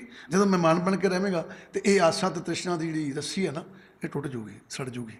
ਫਿਰ ਕਹਿੰਦੇ ਕੀ ਕਰ? ਕਹਿੰਦੇ ਇੱਦਾਂ ਕਰ, ਸਤਿਗੁਰ ਕੇ ਭਾਣੇ ਵੀ ਚੱਲੇ ਤਾਂ ਦਰਗੇ ਪਾਵੇ ਮਾਨ। ਦੇਖੋ ਫਿਰ ਰਲ ਗਿਆ ਨਾਲ ਕੰਮ, ਇਹਨੇ ਫਿਰ ਸਵਾਲ ਖੜਾ ਕਰਤਾ ਮਨ ਨੇ। ਕਹਿੰਦਾ ਗੁਰੂ ਜੀ ਵੀ ਮੈਂ ਮਹਿਮਾਨ ਹੋ ਕੇ ਰਹਿਣ ਨੂੰ ਤਿਆਰ ਹਾਂ, ਮੈਂ ਰੱਸੀ ਸਾੜਨ ਨੂੰ ਤਿਆਰ ਹਾਂ, ਪਰ ਇਹਨੂੰ ਸਾੜਨਾ ਬੜਾ ਔਖਾ। ਤਾਂ ਗੁਰੂ ਜੀ ਕੀ ਕਹਿੰਦੇ? ਇਹ ਸੜ ਜਾਂਦੀ ਹੈ। ਕਹਿੰਦਾ ਕਿੱਦਾਂ ਸੜ ਜਾਂਦੀ ਹੈ? ਕਹਿੰਦੇ ਸਤਿਗੁਰ ਕੇ ਭਾਣੇ ਵੀ ਚੱਲੇ। ਕਹਿੰਦਾ ਜੇ ਉਸ ਪਰਮਾਤਮਾ ਦੇ ਭਾਣੇ ਵਿੱਚ ਚੱਲਦਾ ਆ ਤੇ ਸੜ ਸਕਦੀ ਹੈ। ਕਿੱਦਾਂ? ਵੀ ਤੂੰ ਕਹਿ ਵੀ ਜੋ ਤਿਸ ਭਾਵੇ ਨਾਨਕਾ ਸਹੀ ਗੱਲ ਚੰਗੀ, ਤਾਂ ਇਹ ਆਸਾ ਦੀ ਰੱਸੀ ਸੜ ਸਕਦੀ ਹੈ। ਅਤੇ ਜੇ ਤੂੰ ਕਵੇਂ ਨਹੀਂ ਮੈਨੂੰ ਫਲਾਣੀ ਚੀਜ਼ ਚਾਹੀਦੀ ਹੈ, ਭਾਣਾ ਛੱਡ ਦੇਵੇਂ, ਫਿਰ ਨਹੀਂ ਛੱਡਦੀ, ਫਿਰ ਤੈਨੇ ਫਾਈ ਪਾ ਕੇ ਰੱਖਣੀ। ਦੇਖੋ ਕਿਆ ਆਨੰਦ ਆ, ਹੈਰਾਨਗੀ ਵਾਲੀ ਗੱਲ ਹੈ ਵੀ ਧੰਨ ਗੁਰੂ ਗ੍ਰੰਥ ਸਾਹਿਬ ਜੀ, ਆਪ ਜੀ ਦੇ ਚਰਨਾਂ 'ਤੇ ਬਹਿ ਜਾਈਏ। ਦੇਖੋ ਨਾ, ਇੰਨੇ ਚਿਰ ਤਾਂ ਪਤਾ ਨਹੀਂ ਤੁਸੀਂ ਕਿੰਨੇ ਕਿੰਨੇ ਪਾਠ ਕਰ ਜਾਂਦੇ ਹੋ, ਅਤੇ ਇੱਕ ਪੰਕਤੀ ਕਿਤੇ ਸਮਝ ਲੱਗ ਜਾਵੇ ਤਾਂ ਜ਼ਿੰਦਗੀ ਬਦਲ ਜਾਂਦੀ ਹੈ, ਕਿਉਂਕਿ ਤਾਕਤ ਹੈ, ਪ੍ਰਕਾਸ਼ ਹੈ, ਗੁਰੂ ਗ੍ਰੰਥ ਸਾਹਿਬ ਜੀ ਪ੍ਰਕਾਸ਼ ਆ। ਸੋ ਦੇਖੋ ਅੱਗੇ ਜਾ ਕੇ ਕੀ ਕਹਿਣ ਲੱਗੇ। ਕਹਿੰਦੇ ਸਤਿਗੁਰੂ ਕੇ ਭਾਣੇ ਵੀ ਚੱਲੇ। ਆਂਦਾ ਵੀ ਨਾਲ ਦੀ ਨਾਲ ਵੀ ਅੱਖਰ ਆ ਗਿਆ ਨਾ, ਵੀ। ਕਹਿੰਦਾ ਭਾਵ ਇਹ ਨਹੀਂ ਕਿ ਤੂੰ ਕਵੇਂ ਕਿ ਮੈਂ ਪ੍ਰਾਹੁਣਾ ਬਣ ਗਿਆ, ਠੀਕ ਹੈ ਜੀ, ਮੈਨੂੰ ਸਮਝ ਲੱਗ ਗਈ ਮੈਂ ਪ੍ਰਾਹੁਣਾ ਹੀ ਹਾਂ। ਕਹਿੰਦੇ ਨਹੀਂ, ਪ੍ਰਾਹੁਣਾ ਬਣ ਕੇ ਨਾਲ ਦੀ ਨਾਲ ਪਰਮਾਤਮਾ ਦੇ ਭਾਣੇ ਵਿੱਚ ਵੀ ਚੱਲਣਾ। ਕੀ ਕਿ ਉਹ ਪ੍ਰਾਹੁਣਾ ਸੀ, ਉਹਨਾਂ ਨੇ ਕਮਰੇ 'ਚ ਨਹੀਂ ਖੜਿਆ, ਕਹਿੰਦਾ ਨਾ ਖੰਡ ਮੈਂ ਪ੍ਰਾਹੁਣਾ, ਠੀਕ। ਉਹਨਾਂ ਨੇ ਰੋਟੀਆਂ 2 ਪੁੱਛੀਆਂ, ਕਹਿੰਦਾ ਮੈਂ ਮੁੜ ਕੇ ਗਿਆ ਹੀ ਨਹੀਂ। ਉਹਨਾਂ ਨੇ ਇੱਕ ਵਾਰੀ ਕਿਹਾ ਰੋਟੀ ਹੋਰ ਲਾਉਂਗੇ, ਮੈਂ ਕਿਹਾ ਨਹੀਂ ਬਸ। ਕਹਿੰਦਾ ਉਹਨੇ ਮੁੜ ਕੇ ਜ਼ੋਰ ਪਾਇਆ ਹੀ ਨਹੀਂ ਵੀ ਮੈਂ ਪ੍ਰਾਹੁਣਾ, ਮੇਰਾ ਹੱਕ ਨਹੀਂ ਹੈਗਾ, ਹੈ ਨਾ, ਕਮਰੇ ਜਾਣਾ ਮੇਰਾ ਹੱਕ ਨਹੀਂ। ਉਹਨਾਂ ਨੂੰ ਕਹਿਣਾ ਵੀ ਮੈਨੂੰ ਕਮਰਾ ਇੱਕ ਦੇ ਦਿਓ, ਮੈਂ ਰਾਤ ਰਹਿਣੀ, ਮੇਰਾ ਹੱਕ ਨਹੀਂ, ਕਿਉਂਕਿ ਮੈਂ ਪ੍ਰਾਹੁਣਾ ਆ। ਅਤੇ ਇੱਥੇ ਗੁਰੂ ਜੀ ਕਹਿੰਦੇ ਫਿਰ ਸੰਸਾਰ 'ਤੇ ਪ੍ਰਾਹੁਣਾ ਬਣ ਜਾ, ਤੇਰਾ ਕਿਤੇ ਹੱਕ ਹੀ ਨਹੀਂ। ਫਿਰ ਭਾਣੇ 'ਚ ਆ ਜਾਏਗਾ। ਜਦੋਂ ਭਾਣੇ 'ਚ ਆ ਜਾਏਗਾ ਤਾਂ ਦਰਗੇ ਪਾਵੇ ਮਾਨ। ਕਹਿੰਦਾ ਭਾਣੇ ਵਿੱਚ ਆ ਕੇ ਜਦੋਂ ਸ਼ਬਦ ਨਾਲ ਜੁੜੇਗਾ ਨਾ, ਉਦੋਂ ਤੂੰ ਪਰਮਾਤਮਾ ਦੀ ਦਰ 'ਤੇ ਪ੍ਰਵਾਨਗੀ, ਉੱਥੇ ਮਾਣ ਪ੍ਰਾਪਤ ਹੋਊਗਾ ਤੈਨੂੰ। ਜੇ ਤੂੰ ਇਹ ਕੰਮ ਨਹੀਂ ਕਰਦਾ ਤਾਂ ਤੈਨੂੰ ਉੱਥੇ ਮਾਣ ਨਹੀਂ ਮਿਲਣਾ। ਕਹਿੰਦਾ ਪਰ ਸਤਿਕਾਰ ਤੈਨੂੰ ਉੱਥੇ ਨਹੀਂ ਮਿਲਣਾ। ਹੁਣ ਅੱਗੇ ਦੇਖਿਓ, ਬੜਾ ਆਨੰਦ ਆ, ਪੰਕਤੀਆਂ ਇੱਦਾਂ ਨਾਲ ਜੁੜਦੀਆਂ, ਇੰਨਾ ਆਨੰਦ ਆਉਂਦਾ। ਅੱਗੇ ਗੁਰੂ ਜੀ ਕੀ ਕਹਿਣ ਲੱਗੇ? ਕਹਿੰਦੇ ਨਾਨਕ ਜੇ ਨਾਮ ਨਾ ਚੇਤਨੀ, ਨਾਨਕ ਜੇ ਨਾਮ ਨਾ ਚੇਤਨੀ, 3 ਧਿੱਗ ਪਹਿਨਣ ਧਿੱਗ ਖਾਣ। ਕਹਿੰਦੇ ਵੀ ਜਿਹੜੇ ਇਸ ਢੰਗ ਨਾਲ ਭਾਣੇ 'ਚ ਆ ਕੇ ਉਸ ਪਰਮਾਤਮਾ ਦਾ ਨਾਮ ਨਹੀਂ ਸਿਮਰਨ ਕਰਦੇ, ਜਿਹੜੇ ਇਸ ਢੰਗ ਨਾਲ ਅੱਗੇ ਗੁਰੂ ਚਰਨਾਂ 'ਚ ਢਹਿ ਕੇ ਅਤੇ ਸੰਸਾਰ ਦੇ ਝੂਠੀਆਂ ਤ੍ਰਿਸ਼ਨਾਵਾਂ ਭਾਵਨਾ ਤੋਂ ਪਰਾਂ ਹੋ ਕੇ ਨਾਮ ਸਿਮਰਨ ਨਹੀਂ ਕਰਦੇ, 3 ਧਿੱਗ ਪਹਿਨਣ। ਕਹਿੰਦੇ ਉਹ ਜੋ ਪਾਉਂਦੇ ਫਿਰਦੇ ਨਾ ਸਰੀਰ ਦੇ ਉੱਤੇ, ਜਾਂ ਸਰੀਰ ਵੀ ਪਾਇਆ, ਕਹਿੰਦੇ ਲਾਹਨਤਾਂ ਆ, ਫਿਟਕਾਰਾਂ ਹੀ ਆ। ਹੁਣ ਪਾਇਆ ਕੀ ਹੈ? ਇਸ ਮਨ ਨੇ ਸਰੀਰ ਪ੍ਰਾਪਤ ਕੀਤਾ। ਸਰੀਰ ਕੱਪੜਾ ਆ, ਜੇ ਆਪਾਂ ਪਹਿਨਣ ਕਹੀਏ ਕਰਮੀ ਆਵੇ ਕੱਪੜਾ ਨਦਰੀ ਮੋਖ ਦੁਆਰ। ਇਹਦਾ ਮਤਲਬ ਕੀ ਹੈ ਕਿ ਸਰੀਰ ਕੱਪੜਾ ਆ, ਅਸੀਂ ਪਾਇਆ ਆ। ਕਹਿੰਦੇ ਇਸ ਸਰੀਰ ਦੇ ਵੀ ਫਿਟਕਾਰ ਹੀ ਆ। ਜੇ ਅਸੀਂ ਇਸ ਸਰੀਰ ਵਿੱਚ ਆ ਕੇ ਵੀ ਭਾਣੇ ਵਿੱਚ ਆ ਕੇ ਤੇ ਗੁਰੂ ਦੇ ਸ਼ਬਦ ਦੀ ਆਰਾਧਨਾ ਨਹੀਂ ਕਰਦੇ, ਢਿੱਗ ਖਾਣ ਕੀ? ਹੁਣ ਧਿਆਨ ਦਿਓ, ਸਰੀਰ ਹੀ ਖਾਣ ਡਿਆ, ਸਰੀਰ ਕੱਪੜਾ ਪਾਇਆ ਫਿਰ ਸਰੀਰ ਖਾਣ ਡਿਆ। ਤੇ ਗੁਰੂ ਜੀ ਕਹਿੰਦੇ ਫਿਰ ਇਸ ਸਰੀਰ ਦਾ ਜੋ ਖਾਣ ਡਿਆ ਨਾ ਉਹ ਵੀ ਫਿਟਕਾਰਾਂ ਹੀ ਨੇ, ਦਰਗਾਹ 'ਚ ਜਗ੍ਹਾ ਨਹੀਂ ਮਿਲਣੀ। ਫਿਰ ਅੱਗੇ ਦੇਖੋ ਜਾ ਕੇ ਗੁਰੂ ਜੀ ਕੀ ਕਹਿਣ ਲੱਗੇ,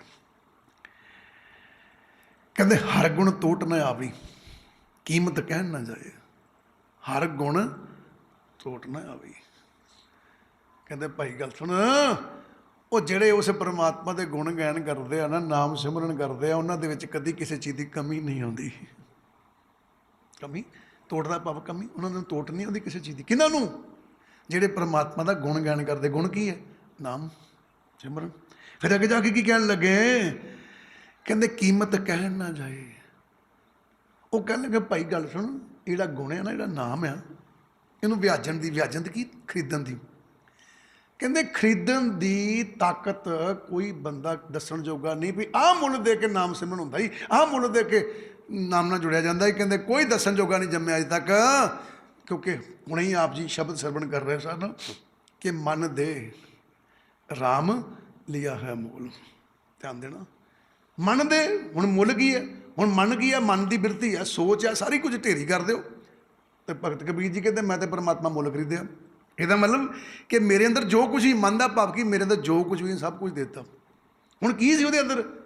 ਕੋਈ ਮੁੱਲ ਥੋੜ੍ਹੀ ਹੈ, ਕੋਈ ਦੱਸਣ ਜੋਗਾ ਭਗਤ ਕਬੀਰ ਦੇ ਅੰਦਰ ਕੀ ਸੀ, ਕੀ ਦਿੱਤਾ ਉਹਨੇ ਕੰਮ ਹੀ ਨਹੀਂ ਮੇਰਾ, ਮੈਂ ਸਭ ਕੁਝ ਦੇ ਦਿੱਤਾ ਹੈ ਨਾ। ਫਿਰ ਤਾਂ ਗੁਰੂ ਜੀ ਕਹਿਣ ਲੱਗੇ, ਕਹਿੰਦੇ ਨਾਨਕ ਗੁਰਮੁਖ ਹਰ ਗੁਣ ਰਵੇ, ਗੁਣ ਮੇ ਰਹੇ ਸਮਾਏ।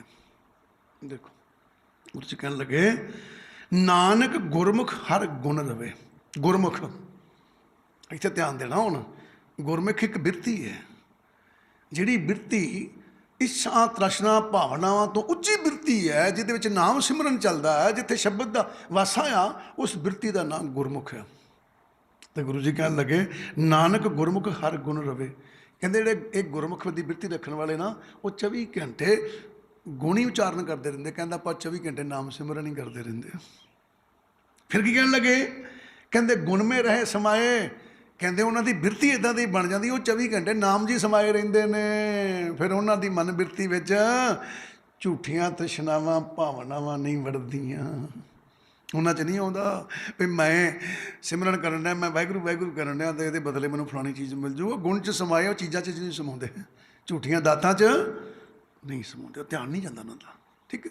ਔਰ ਫਿਰ ਧੰਨ ਗੁਰੂ ਗ੍ਰੰਥ ਸਾਹਿਬ ਜੀ ਕੀ ਕਹਿਣ ਲੱਗੇ ਅੱਗੇ? ਪੌੜੀ ਦੇਖੋ, ਧਿਆਨ ਨਾਲ ਪੜ੍ਹਿਓ। ਹੋਰ ਕਹਿੰਦੇ ਹਰ ਝੋਲੀ ਦੇ ਸਵਾਰੀ ਕੱਢ ਪੈਂਦੇ ਭਗਤ ਕਰ। ਹਰ ਝੋਲੀ, ਝੋਲੀ ਕਿਹਨੂੰ ਕਹਿੰਦੇ? ਇੱਕ ਚੋਲੀ ਇੱਕ ਚੋਲਾ। ਠੀਕ ਹੈ। ਜਿਹੜੀ ਆਪਾਂ ਸਰੀਰ ਦੇ ਉੱਤੇ ਕਮੀਜ਼ ਪਾਉਂਦੇ ਹਾਂ ਸਰੀਰ ਨੂੰ ਢੱਕਣ ਵਾਸਤੇ, ਉਹਨੂੰ ਚੋਲੀ ਕਹਿੰਦੇ। ਠੀਕ ਹੈ, ਕਮੀਜ਼ ਨੂੰ ਚੋਲੀ ਕਹਿੰਦੇ। ਤੇ ਇੱਥੇ ਕਹਿੰਦੇ ਹਰ ਝੋਲੀ ਦੇ ਸਵਾਰੀ। ਹੁਣ ਵੇਖਣ ਵਾਲਾ ਕੀ ਕਹਤਾ? ਕਹਿੰਦਾ ਜਿਹੜਾ ਸਰੀਰ ਮੈਨੂੰ ਪਰਮਾਤਮਾ ਨੇ ਬੜਾ ਸੋਹਣਾ ਦਿੱਤਾ ਨਾ, ਇਹ ਚੋਲੀ ਹੈ। ਚੋਲੀ ਕਿੱਦਾਂ ਹੋ ਸਕਦੀ? ਇਹ ਤਾਂ ਮਿੱਟੀ, ਇਹਨੇ ਤਾਂ ਮਿੱਟੀ 'ਚ ਮਿਲ ਜਾਣਾ।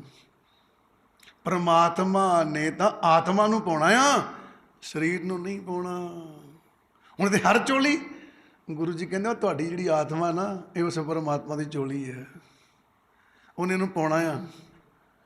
ਪਰ ਦੇਹ ਸਵਾਰੀ, ਹੁਣ ਦੇਹ ਸਵਾਰੀ ਕਿੱਦਾਂ ਲਿਖਤਾ? ਅੱਗੇ ਦੇਹ ਤੇ ਸਰੀਰ ਨੂੰ ਕਹਿੰਦੇ। ਦੇਖੋ ਬੜਾ ਡੂੰਘਾ ਜਾਣਾ ਪੈਂਦਾ, ਬੜੇ ਧਿਆਨ ਨਾਲ ਸਮਝਣਾ ਪੈਂਦਾ। ਗੁਰੂ ਜੀ ਇਸ ਮਨ ਨੂੰ ਸਮਝਾਉਣ ਲੱਗੇ, ਕਹਿੰਦੇ ਜਿਹੜੀ ਚੋਲੀ ਆ ਨਾ, ਜਿਹੜੀ ਕਮੀਜ਼ ਆ, ਜਿਹੜੀ ਪਰਮਾਤਮਾ ਨੇ ਪਾਉਣੀ ਆ, ਕਹਿੰਦੇ ਦੇਹ ਸਵਾਰੀ ਦੇਹ ਸਰੀਰ।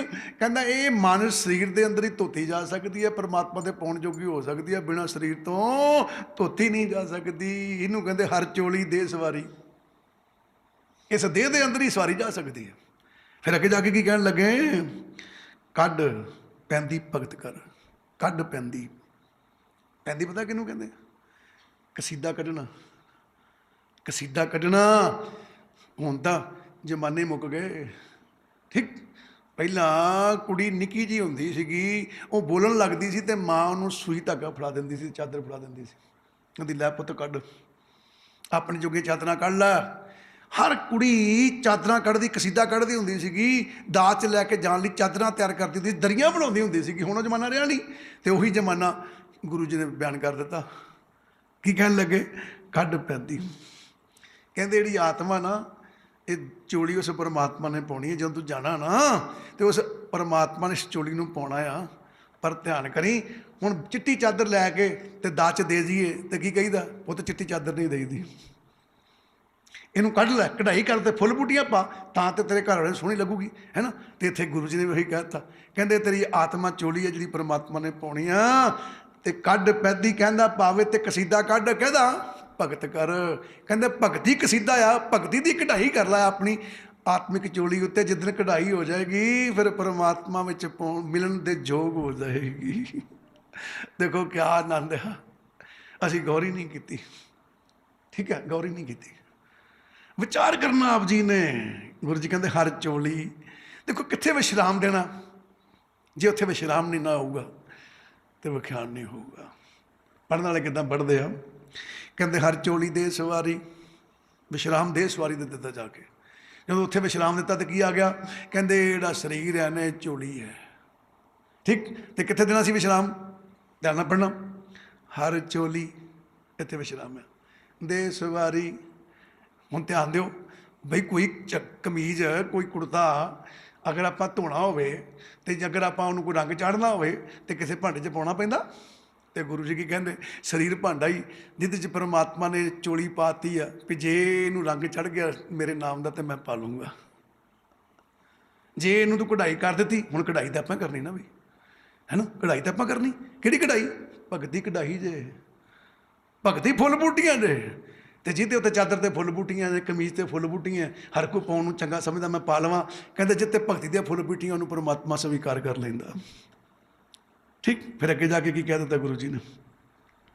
ਕਹਿੰਦੇ ਹਰ ਪਾਟ ਲੱਗਾ ਅਧਿਕਾਈ ਬਹੁ ਬਿਧ ਭਾਤ ਕਰ।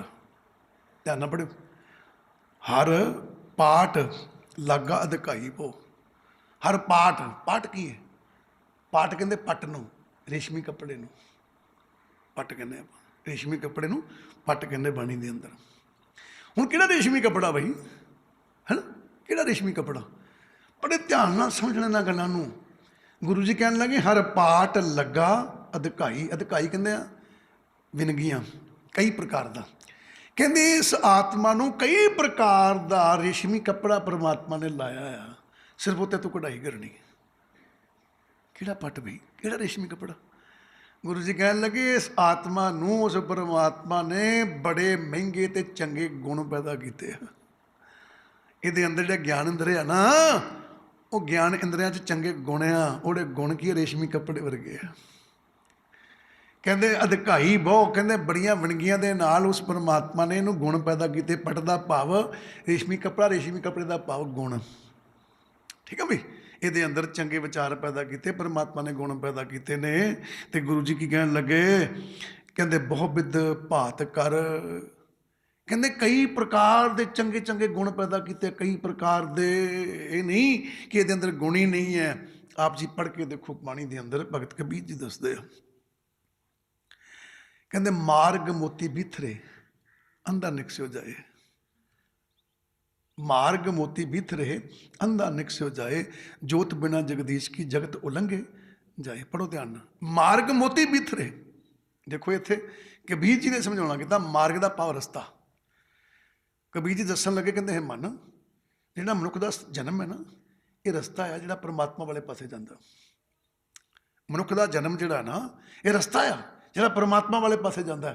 ਸਭ ਤੋਂ ਨਜ਼ਦੀਕ ਜਾਮਾ ਕਿਹੜਾ ਪਰਮਾਤਮਾ ਦੇ? ਮਨੁੱਖ। ਅਤੇ ਕੀ ਕਹਿਣ ਲੱਗੇ? ਮਾਰਗ ਮੋਤੀ। ਮੋਤੀ ਕੀ ਹੈ? ਬਿਥਰੇ, ਖਿਲਰੇ ਹੋਏ, ਬਹੁਤ ਜ਼ਿਆਦਾ। ਕਹਿੰਦੇ ਇਸ ਮਾਰਗ ਵਿੱਚ ਮੋਤੀ ਬੜੇ ਖਿਲਰੇ ਹੋਏ ਆ, ਬੜੇ ਮੋਤੀ ਹੈ। ਇਹਦਾ ਮਤਲਬ ਗੁਣ ਬੜੇ ਨੇ ਇਹਦੇ ਅੰਦਰ। ਅੰਧਾ ਨਿਕਸਿਓ ਜਾਏ। ਹੁਣ ਧਿਆਨ ਦਿਓ, ਅੰਧਾ ਕੌਣ ਹੈ? ਐਵੇਂ ਨਾ ਕਿਤੇ ਕਹਿ ਦਿਓ ਜਿਹੜੇ ਅੰਨੇ ਉਹੀ ਅਸੀਂ ਅੰਨੇ ਨਹੀਂ ਹੈਗੇ। ਨਹੀਂ ਭੋਲਿਓ, ਅੰਨਾ ਕਿਹਨੂੰ ਕਹਿੰਦੇ ਆ? ਇੱਕ ਦਿਨ ਬਾਜ਼ਾਰ 'ਚੋਂ ਲੰਘਣ ਡਏ ਸਾਂ, ਅਤੇ ਬਾਜ਼ਾਰ 'ਚੋਂ ਲੰਘਣ ਡਏ ਸਾਂ, ਅਤੇ ਇੱਕ ਰਿਕਸ਼ੇ ਵਾਲੇ ਦੇ ਵਿੱਚ ਕੋਈ ਵੱਜ ਗਿਆ। ਆਖਿਆ ਪਤਾ, ਅਸੀਂ ਵੀ ਸੋਚਿਆ ਪਤਾ ਨਹੀਂ ਕਿਉਂ, ਕੀ ਹੋ ਗਿਆ ਬਈ, ਹੈਂ। ਉਹ ਜਿਹੜਾ ਮੁੰਡਾ ਤੁਰਿਆ ਆਉਂਦਾ ਸੀ, ਕਦੇ ਪਿੰਡ ਦਾ ਸੀ। ਪਿੰਡ ਵਾਲੇ ਬਾਜ਼ਾਰ 'ਚ ਕਦੀ ਕਦੀ ਮੌਕਾ ਮਿਲਦਾ ਹੁੰਦਾ। ਉਹ ਦੁਕਾਨਾਂ ਸਜੀਆਂ ਸੀ, ਉਹ ਮੂੰਹ ਚੁੱਕ ਕੇ ਤਾਂ ਵੇਖੀ ਜਾਵੇ। ਅੱਗੇ ਰਿਕਸ਼ਾ ਉਹਦੇ ਵਿੱਚ ਵੱਜ ਗਿਆ। ਰਿਕਸ਼ੇ ਵਾਲਾ ਉਹਨੂੰ ਕਹਿੰਦਾ ਤੂੰ ਅੰਨਾ? ਤੇ ਉਹਨੇ ਕੀ ਕਿਹਾ ਅੱਗੋਂ? ਕਹਿੰਦਾ ਭਾਜੀ ਮੈਂ ਅੰਨਾ ਤਾਂ ਨਹੀਂ, ਪਰ ਮੇਰਾ ਧਿਆਨ ਨਹੀਂ ਸੀ, ਮੈਂ ਬੇਧਿਆਨਾ ਸੀ, ਮੈਂ ਦੁਕਾਨਾਂ ਵੱਲ ਵੇਖਣ ਡਿਆ ਸੀ ਤੇ ਮੈਂ ਤੁਹਾਡੇ 'ਚ ਵੱਜ ਗਿਆ, ਗਲਤੀ ਹੋ ਗਈ। ਬੇਧਿਆਨਾ, ਮੈਨੂੰ ਧਿਆਨ ਹੀ ਨਹੀਂ ਆ, ਅੱਗੋਂ ਰਿਕਸ਼ਾ ਆਉਣ ਡਿਆ, ਮੈਂ ਵੇਖਿਆ ਨਹੀਂ, ਹੈ ਨਾ। ਇਹਦਾ ਮਤਲਬ ਬੇਧਿਆਨਾ ਕੀ ਹੈ? ਅੰਨਾ। ਤੇ ਇੱਥੇ ਗੁਰੂ ਜੀ ਕਹਿੰਦੇ ਮਾਰਗ ਮੋਤੀ ਬਿਥਰੇ ਅੰਧਾ ਨਿਕਸਿਓ ਜਾਏ। ਕਹਿੰਦੇ ਮੋਤੀ ਬੜੇ ਖਿਲਰੇ ਨੇ, ਅੱਖਾਂ ਤੋਂ ਅੰਨਾ ਨਹੀਂ ਕਿਹਾ ਤੁਹਾਨੂੰ ਉਹਨਾਂ ਨੇ। ਕਹਿੰਦੇ ਬੇਧਿਆਨੇ ਹੀ ਇਹਨਾਂ ਗੁਣਾਂ ਦੇ ਉੱਤੋਂ ਲੰਘੀ ਜਾਣ ਡਿਆ। ਕਹਿੰਦਾ ਭਾਵ ਇਹ ਸਮੇਂ ਨੂੰ ਲਤਾੜਦੇ ਫਿਰਦੇ ਆ, ਗੁਰੂ ਦਾ ਕਹਿਣਾ ਨਹੀਂ ਮੰਨਦੇ, ਆਪਣੇ ਅੰਦਰ ਹੀ ਗੁਣ ਆ, ਆਪਣੇ ਅੰਦਰ ਹੀ ਸਭ ਕੁਝ ਆ, ਉੱਤੋਂ ਦੀ ਲੰਘੀ ਜਾਣ ਡਏ ਨੇ, ਬੇਧਿਆਨ ਨਹੀਂ ਲੰਘੀ ਜਾਣ ਡੇ ਨੇ। ਪਤਾ ਹੀ ਨਹੀਂ ਕਦੀ ਕੀਤਾ ਵੀ ਸਾਡੇ ਅੰਦਰ ਇੰਨਾ ਕੁਝ ਆ, ਤੇ ਅਸੀਂ ਕਦੀ ਗੌਰ ਹੀ ਨਹੀਂ ਕੀਤੀ ਵੀ ਧੰਨ ਗੁਰੂ ਗ੍ਰੰਥ ਸਾਹਿਬ ਦਾ ਪੱਲਾ ਫੜ ਕੇ ਅੰਦਰ ਦੀ ਖੋਜ ਕਰ ਲਈਏ। ਠੀਕ ਹੈ ਵੀ, ਹੁਣ ਲੱਗੀ ਸਮਝ? ਗੁਰੂ ਜੀ ਕਹਿੰਦੇ ਮਾਰਗ ਮੋਤੀ ਬਿਥਰੇ ਅੰਧਾ ਨਿਕਸਿਓ ਜਾਏ, ਜੋਤ ਬਿਨਾ ਜਗਦੀਸ਼ ਕੇ। ਜਗਦੀਸ਼ ਪਰਮਾਤਮਾ ਤੇ ਜੋਤ ਕੀ ਹੈ? ਪ੍ਰਕਾਸ਼। ਆ ਗੁਰੂ ਗ੍ਰੰਥ ਸਾਹਿਬ ਪਰਮਾਤਮਾ ਦੀ ਜੋਤ ਆ। ਕਹਿੰਦੇ ਇਸ ਜੋਤ ਨੂੰ ਆਪਣੇ ਅੰਦਰ ਜਗਾਇਆ ਹੀ ਨਹੀਂ, ਇਹਦਾ ਮਤਲਬ ਗੁਰੂ ਗ੍ਰੰਥ ਸਾਹਿਬ ਦੀ ਬਾਣੀ ਦਾ ਆਪਣੇ ਅੰਦਰ ਪ੍ਰਕਾਸ਼ ਕੀਤਾ ਹੀ ਕੋਈ ਨਾ। ਠੀਕ, ਜੋਤ ਬਿਨਾ ਜਗਦੀਸ਼ ਕੀ ਜਗਤ ਉਲੰਘੇ ਜਾਏ। ਕਹਿੰਦੇ ਬਿਨਾ ਗੁਰੂ ਗ੍ਰੰਥ ਸਾਹਿਬ ਦੇ ਚਾਨਣ ਦੇ ਇਹ ਸੰਸਾਰ ਜਿਹੜਾ ਉੱਦਾਂ ਹੀ ਲੰਘੇ ਜਾਏ, ਦਾ ਮਤਲਬ ਕਿ ਟਾਈਮ ਪਾਸ ਕਰੀ ਜਾਣ ਡਿਆ, ਸਮਾਂ ਬਤੀਤ ਕਰੀ ਜਾਣ ਡਿਆ ਏ। ਗੁਰੂ ਗ੍ਰੰਥ ਸਾਹਿਬ ਦਾ ਚਾਨਣ ਆਪਣੇ ਅੰਦਰ ਕਰਦੇ ਹੀ ਨਹੀਂ। ਗੁਰੂ ਗ੍ਰੰਥ ਸਾਹਿਬ ਪਰਮਾਤਮਾ ਦੀ ਜੋਤ ਆ, ਪ੍ਰਕਾਸ਼ ਆ। ਠੀਕ ਹੈ ਬਈ। ਤਾਂ ਫਿਰ ਗੁਰੂ ਜੀ ਕੀ ਕਹਿਣ ਲੱਗੇ? ਦੇਖੋ ਇੱਥੇ ਸਭ ਕੁਝ ਲਿਖਦਾ, ਹਰ ਪਾਠ ਲੱਗਾ ਅਧਿਕਾਈ ਵੋ। ਹੁਣ ਕਲੀਅਰ ਹੋ ਗਿਆ ਕਿ ਉਸ ਪਰਮਾਤਮਾ ਨੇ ਰੇਸ਼ਮੀ ਕੱਪੜੇ ਦੇ ਨਿਆਈ, ਮਹਿੰਗਾ ਰੇਸ਼ਮੀ ਕੱਪੜਾ ਮਹਿੰਗਾ ਹੁੰਦਾ, ਕਹਿੰਦੇ ਉਸ ਮਹਿੰਗੇ ਕੱਪੜੇ ਦੀ ਨਿਆਈ ਮਹਿੰਗੇ ਮਹਿੰਗੇ ਗੁਣ ਇਹਦੇ ਅੰਦਰ ਪੈਦਾ ਕੀਤੇ ਆ, ਬੜੇ ਗੁਣ ਪੈਦਾ ਕੀਤੇ। ਪਰ ਕਰੀਏ ਕੀ? ਫਿਰ ਲਿਖਿਆ ਉਹਨਾਂ ਨੇ ਬਹੁ ਵਿਧ ਭਾਤ ਕਰ। ਕਹਿੰਦੇ ਕਈ ਤਰੀਕਿਆਂ ਦੇ ਨਾਲ, ਕਈ ਤਰੀਕਿਆਂ ਦੇ ਉਹਨੇ ਗੁਣ ਪੈਦਾ ਕੀਤੇ ਆ, ਪਰ ਇਹ ਮਨ ਸਮਝਦਾ ਹੀ ਨਹੀਂ। ਇਹ ਭਟਕੀ ਤੁਰੀ ਜਾਂਦਾ ਸਵੇਰ ਤੋਂ ਲੈ ਕੇ ਸ਼ਾਮ ਤੱਕ, ਕਦੇ ਇਹਨੂੰ ਭੱਜ ਪੈਂਦਾ, ਕਦੇ ਇਹਨੂੰ ਭੱਜ ਪੈਂਦਾ। ਫਿਰ ਅੱਗੇ ਜਾ ਕੇ ਗੁਰੂ ਜੀ ਨੇ ਕੀ ਕੀਤਾ? ਕਹਿੰਦੇ ਕੋਈ ਬੂਝੇ ਬੂਝਣ ਹਾਰਾ ਅੰਤਰ ਵਿਵੇਕ ਕਰ। ਆਹਾ, ਧਿਆਨ ਨਾਲ ਪੜਿਓ। ਕੋਈ ਬੂਝੇ ਬੂਝਣ ਹਾਰਾ ਅੰਤਰ ਵਿਵੇਕ ਕਰ। ਵਿਵੇਕ ਕਿਹਨੂੰ ਕਹਿੰਦੇ? ਵਿਚਾਰ ਨੂੰ। ਵਿਵੇਕ ਕਿਹਨੂੰ ਕਹਿੰਦੇ? ਵਿਚਾਰ ਨੂੰ। ਕਹਿੰਦੇ ਜੀ ਕਹਿਣ ਲੱਗੇ, ਕਹਿੰਦੇ ਕੋਈ ਬੂਝੇ ਬੂਝਣਹਾਰਾ, ਕਹਿੰਦਾ ਕੋਈ ਵਿਰਲਾ ਹੀ ਇਸ ਚੀਜ਼ ਨੂੰ ਸਮਝਣ ਦੀ ਕੋਸ਼ਿਸ਼ ਕਰਦਾ। ਕਹਿੰਦੇ ਕੌਣ ਕਰਦਾ ਹੈ? ਅੰਤਰ ਵਿਵੇਕ ਕਰ। ਕਹਿੰਦਾ ਜਿਹੜੇ ਆਪਣੇ ਮਨ ਦੇ ਅੰਦਰ ਗੁਰਬਾਣੀ ਪੜ੍ਹ ਕੇ ਇਸ ਗੁਰਬਾਣੀ ਦੀ ਵਿਚਾਰ ਕਰਦਾ ਨਾ, ਉਹ ਆਪਣੇ ਅੰਦਰੋਂ ਸਮਝ ਲੈਂਦਾ ਵੀ ਮੇਰੇ ਅੰਦਰ ਗੁਣ ਆ। ਤੇ ਜਿਹਨੇ ਗੁਰਬਾਣੀ ਦੀ ਵਿਚਾਰ ਨਹੀਂ ਕੀਤੀ, ਉਹ ਇਸ ਚੀਜ਼ ਨੂੰ ਨਹੀਂ ਸਮਝਦਾ। ਦੇਖੋ ਅਹੀ ਗੱਲ ਤੇ ਜ਼ੋਰ ਹੈ ਨਾ ਜ਼ਿਆਦਾ ਕਿ ਬਾਣੀ ਦੀ ਵਿਚਾਰ ਕਰਨੀ ਹੈ, ਅਸੀਂ ਥੋੜ੍ਹੀ ਜ਼ੋਰ ਦੇਣ ਡਏ, ਧੰਨ ਗੁਰੂ ਗ੍ਰੰਥ ਸਾਹਿਬ ਜ਼ੋਰ ਦੇਣ ਡਏ। ਉਹਨਾਂ ਨੇ ਕਲੀਅਰ ਕਰਤਾ, ਕਹਿੰਦੇ ਬੂਝੇ ਬੂਝਣਹਾਰਾ। ਠੀਕ, ਕਿੱਥੋਂ ਬੁੱਝਲਾਂਗੇ? ਜੇ ਆਪਾਂ ਵਿਚਾਰ ਕਰਾਂਗੇ। ਅੰਤਰ ਵਿਵੇਕ ਕਰ। ਵਿਵੇਕ ਦਾ ਭਾਵ ਵਿਚਾਰ, ਤੇ ਵਿਚਾਰ ਬਾਹਰ ਨਹੀਂ ਹੋਣੀ, ਵਿਚਾਰ ਤੁਹਾਡੇ ਮਨ 'ਚ ਹੋਣੀ ਆ। ਜਿੱਦਾਂ ਤੁਹਾਡੇ ਮਨ 'ਚ ਗੁਰਬਾਣੀ ਦੀ ਵਿਚਾਰ ਚੱਲਣ ਲੱਗ ਪਈ, ਤੇ ਫਿਰ ਗੁਰੂ ਜੀ ਕਹਿੰਦੇ ਕੋਈ ਬੂਝੇ ਬੂਝਣਹਾਰਾ। ਕਹਿੰਦਾ ਫਿਰ ਕੋਈ ਜੀ ਨਾ, ਕੋਈ ਦਾ ਭਾਵ ਉਹਨਾਂ ਨੇ ਨਹੀਂ ਕਿਹਾ ਵੀ ਯਾਰ ਫਲਾਣਾ ਸੋ ਨਹੀਂ ਕਰ ਸਕਦਾ। ਉਹ ਕਹਿੰਦੇ ਕੋਈ ਦਾ ਭਾਵ ਜਿਹੜਾ ਮਰਜ਼ੀ, ਕੋਈ ਵਿਰਲਾ ਆ ਗਿਆ। ਕਹਿੰਦੇ ਫਿਰ ਕੋਈ ਵਿਰਲਾ ਹੀ ਹੈ ਜਿਹੜਾ ਇਸ ਚੀਜ਼ ਨੂੰ ਸਮਝਦਾ ਹੈ, ਪਰ ਸਮਝਦਾ ਉਹੀ ਹੈ ਜਿਹੜਾ ਆਪਣੇ ਅੰਦਰ ਵਿਚਾਰ ਕਰਦਾ। ਜੇ ਤੁਸੀਂ ਗੁਰਬਾਣੀ ਦੀ ਵਿਚਾਰ ਨਹੀਂ ਨਾ ਕਰਦੇ, ਤੇ ਭਾਈ ਤੁਹਾਨੂੰ ਇਸ ਗੱਲ ਦੀ ਸਮਝ ਨਹੀਂ ਲੱਗਣੀ ਵੀ ਸਾਡੇ ਅੰਦਰ ਕੀ ਹੈ, ਸਾਡੇ ਅੰਦਰ ਕਮੀ ਕਾਹਦੀ ਹੈ, ਕਿਸੇ ਚੀਜ਼ ਦੀ ਕਮੀ। ਫਿਰ ਅੱਗੇ ਜਾ ਕੇ ਦੇਖੋ ਗੁਰੂ ਜੀ ਨੇ ਕੀ ਕਹਿਤਾ? ਸੋ ਬੂਝੇ ਇਹੋ ਵਿਵੇਕ, ਸੋ ਬੂਝੇ ਇਹੋ ਵਿਵੇਕ ਜਿਸ ਬੁਝਾਏ ਆਪ ਹਰ। ਹੁਣ ਇੱਥੇ ਤੁਸੀਂ ਲਾ ਕੇ ਸਾਰੀਆਂ ਪੰਗਤੀਆਂ ਇਨਸਾਨ ਤੇ ਟਿਕਾ ਦੇਣੀਆਂ ਫੜ ਕੇ। ਕਹਿੰਦੇ ਲਓ ਪੈ ਗਿਆ ਪੰਗਾ ਹੁਣ ਕਾਹਦਾ? ਵੀ ਤੁਸੀਂ ਕਿਹਾ ਸੀ ਵੀ ਜਿਹੜਾ ਕੋਈ ਬੁੱਝ ਲਵੇ, ਅੰਦਰ ਵਿਚਾਰ ਕਰ ਲਵੇ, ਤੇ ਉਹਨੂੰ ਅੱਗੇ ਕੋਈ ਵਿਰਲਾ ਹੀ ਕਰ ਸਕਦਾ, ਤੇ ਹੁਣ ਤਾਂ ਅਸੀਂ ਵੀ ਕਿਤੋਂ ਕਰ ਲਈ ਵਿਚਾਰ? ਜੀ ਨਹੀਂ, ਇਹ ਗੁਰਬਾਣੀ ਜਿਹੜੀ ਹੈ ਸਾਰੀ ਸ੍ਰਿਸ਼ਟੀ ਦੇ ਪ੍ਰਤੀ ਪ੍ਰਕਾਸ਼ ਕਰਦੀ, ਸਾਰੀ ਸ੍ਰਿਸ਼ਟੀ ਬਾਰੇ ਜਾਣਦੀ ਹੈ, ਤੇ ਸਾਰੀ ਸ੍ਰਿਸ਼ਟੀ ਬਾਰੇ ਦੱਸਣ ਲੱਗੀ। ਕੀ ਕਹਿਣ ਲੱਗੀ? ਸੋ ਬੂਝੇ ਇਹ ਵਿਵੇਕ। ਕਹਿੰਦੇ ਉਹ ਹੀ ਇਹ ਵਿਚਾਰ ਨਾਲ ਬੁੱਝ ਸਕਦਾ ਹੈ। ਕੌਣ? ਜਿਸ ਬੁਝਾਏ ਆਪ ਹਰ। ਕਹਿੰਦੇ ਜਿਹਨੂੰ ਪਰਮਾਤਮਾ ਆਪ ਪੁੱਜਣ ਦੀ ਸ਼ਕਤੀ ਬਖਸ਼ੇ, ਵਿਚਾਰ ਕਰਨ ਦੀ ਸ਼ਕਤੀ ਬਖਸ਼ੇ, ਉਹ ਵਿਚਾਰ ਕਰ ਸਕਦਾ। ਕੌਣ? 84 ਲੱਖ ਜੂਨ ਦੇ ਵਿੱਚੋਂ ਇੱਕ ਮਨੁੱਖ ਦਾ ਜਾਮਾ ਆ, ਜਿਹਨੂੰ ਪਰਮਾਤਮਾ ਨੇ ਬਖਸ਼ਿਸ਼ ਕੀਤੀ ਆ ਕਿ ਜਾ ਤੂੰ ਮੇਰੇ ਸ਼ਬਦ ਦੀ ਵਿਚਾਰ ਕਰ ਸਕਦਾ ਹੈ। ਮਨੁੱਖ ਜਾਮੇ ਤੋਂ ਕੋਈ ਹੋਰ ਵਿਚਾਰ ਕਰ ਨਹੀਂ ਸਕਦਾ। ਹੁਣ ਕਲੀਅਰ ਹੋ ਗਿਆ? ਤੇ ਆਪਾਂ ਕੀ ਕਹਿਣਾ ਸੀ? ਇਨਸਾਨਾਂ ਦੇ ਵਿੱਚੋਂ ਦੱਸੋ, ਗੁਰੂ ਜੀ ਨੇ ਆਪ ਹੀ ਕਿਹਾ ਜਿਹਨੂੰ ਉਹ ਕਿਰਪਾ ਕਰੇ, ਹੈ ਨਾ। ਹੁਣ ਕਿਰਪਾ ਕਿਤੇ ਨਹੀਂ ਹੈਗੀ, ਉਹ ਕਹਿੰਦੇ ਤੁਮਰੀ ਕਿਰਪਾ ਤੇ ਮਾਨੁਖ ਦੇ ਬਈ ਹੈ, ਤੇ ਮਨੁੱਖ ਸਰੀਰ ਕਿਹਦੇ ਕੋਲ ਨਹੀਂ ਆ। ਤੁਸੀਂ ਜਿੰਨੇ ਬੈਠੇ ਮਨੁੱਖ ਹੀ ਬੈਠੇ ਹੋ। ਇਹਦਾ ਮਤਲਬ ਕੀ ਕਿ ਤੁਹਾਨੂੰ ਵੀ ਪਰਮਾਤਮਾ ਨੇ ਬਖਸ਼ਿਸ਼ ਦਿੱਤੀ। ਅਗਲੀ ਗੱਲ, ਚਲੋ ਮੰਨਿਆ, ਉਹਨਾਂ ਇੱਕ ਨੂੰ ਵਿਚਾਰ ਕਰਨ ਦੀ ਯੁਕਤੀ ਦੇ ਦਿੱਤੀ, ਇੱਕ ਨੂੰ ਵਿਚਾਰ ਕਰਨ ਦੀ ਉਹਨਾਂ ਨੇ ਦਾਤ ਦੇ ਦਿੱਤੀ, ਤੇ ਤੁਸੀਂ ਸੁਣਨ ਰਹੇ ਹੋ। ਜੇ ਤੁਹਾਡੇ 'ਤੇ ਕਿਰਪਾ ਨਾ ਹੁੰਦੀ ਤਾਂ ਤੁਸੀਂ ਇਹ ਵਿਚਾਰ ਸਮਝ ਸਕਦੇ ਸੀ ਭਲਾ? ਇਹਦਾ ਮਤਲਬ ਤੁਹਾਡੇ 'ਤੇ ਵੀ ਕਿਰਪਾ ਉਨੀ ਹੈ, ਸਿਰਫ ਇੱਕ ਨੇ ਲੱਭ ਲਈ ਹੈ ਅਤੇ ਤੁਹਾਨੂੰ ਲੱਭਣ ਬਾਰੇ ਸਮਝਾਇਆ ਜਾ ਰਿਹਾ। ਇਹਦਾ ਮਤਲਬ ਤੁਸੀਂ ਲੱਭਣ ਵਾਲੇ ਦੇ ਬਰਾਬਰ ਹੋ। ਜੇ ਕੋਈ ਇਨਸਾਨ ਕਵੇ, ਕਈ ਇਨਸਾਨ ਕਹਿੰਦੇ, ਬੜੀ ਵਾਰੀ ਤੁਸੀਂ ਵੇਖਣਾ, ਕਹਿੰਦੇ ਸਾਧੂਆਂ ਦੇ ਕੋਲ ਦਾਤਾਂ ਨੇ, ਸਾਧੂਆਂ ਦੇ ਕੋਲ ਸਾਡੇ ਪੱਲੇ ਕੀ ਹੈ? ਜੇ ਤੁਹਾਨੂੰ ਗੁਰੂ ਗ੍ਰੰਥ ਸਾਹਿਬ ਪਾਤਸ਼ਾਹ ਨੇ ਪੁੱਛਿਆ, ਪਾਤਸ਼ਾਹ ਸਾਧੂਆਂ ਕੋਲ ਦਾਤਾਂ ਹੈ? ਕਹਿੰਦੇ ਹਾਂ। ਤੇ ਸੰਸਾਰ ਕਹਿੰਦਾ ਸਾਡੇ ਕੋਲ ਕੀ ਹੈ? ਤੇ ਧੰਨ ਗੁਰੂ ਗ੍ਰੰਥ ਸਾਹਿਬ ਜੀ ਕਹਿੰਦੇ ਉਹ ਜਿਹੜੀ ਸਾਧੂ ਅੰਦਰ ਦਾਤ ਕਿੱਥੋਂ ਲਈ ਉਹਨੇ? ਕਹਿੰਦਾ ਆਪਣੇ ਅੰਦਰੋਂ। ਤੇ ਕਹਿੰਦਾ ਤੇਰੇ ਅੰਦਰ ਹੈ ਨਹੀਂ? ਫਿਰ ਤੈਨੂੰ ਸਾਧੂ ਸਮਝਾਉਣ ਗੱਲ ਹੀ ਡਿਆ। ਆਓ ਪੜ੍ਹਿਓ, ਬਾਣੀ 'ਚ ਲਿਖਿਆ ਜੇ ਵੇਚਣ ਵਾਲੇ ਅੰਦਰ ਤੇ ਖਰੀਦਣ ਵਾਲੇ ਅੰਦਰ ਚੀਜ਼ ਇੱਕੋ ਹੀ, ਸ਼ਕਤੀ ਇੱਕੋ ਜਿਹੀ ਵਸਾਈ ਹੈ। ਪੜ੍ਹਿਆ ਜੇ ਕਿਤੇ ਭਲਾ? ਨਹੀਂ ਪੜ੍ਹਿਆ ਹੋਣਾ। ਆਪਾਂ ਦੀ ਪੱਲੇ ਬਣ ਕੇ ਲੈ ਜਾਓ। ਅੱਜ ਵੱਖਰ ਤੇ ਵਣਜਾਰੇ ਹਾਂ, ਦੋਹਾਂ ਰਹੀ ਸਮਾਏ। ਵੱਖਰ ਤੇ ਵਣਜਾਰੇ ਹਾਂ, ਖਰੀਦਣ ਵਾਲਾ ਤੇ ਵੇਚਣ ਵਾਲਾ। ਵੇਚਣ ਵਾਲਾ ਕੌਣ ਹੈ? ਸਾਧੂ। ਖਰੀਦਣ ਵਾਲਾ ਕੌਣ ਹੈ? ਸੰਗਤ। ਕਹਿੰਦੇ ਵੱਖਰ ਤੇ ਵਣਜਾਰੇ ਹਾਂ, ਦੋਹਾਂ ਰਹੀ ਸਮਾਏ।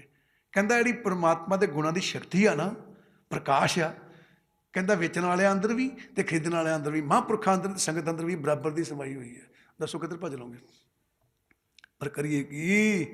ਆਪਾਂ ਗੌਰ ਨਹੀਂ ਕਰਦੇ, ਸਾਨੂੰ ਲੋੜ ਨਹੀਂ ਪਈ। ਆਪਾਂ ਕੀ ਕਿਹਾ? ਆਹੀ ਪੰਕਤੀ ਪੜ੍ਹੀ, ਸੋ ਬੂਝੇ ਇਹ ਵਿਵੇਕ ਜਿਸ ਬੁਝਾਏ ਆਪ ਹਰ।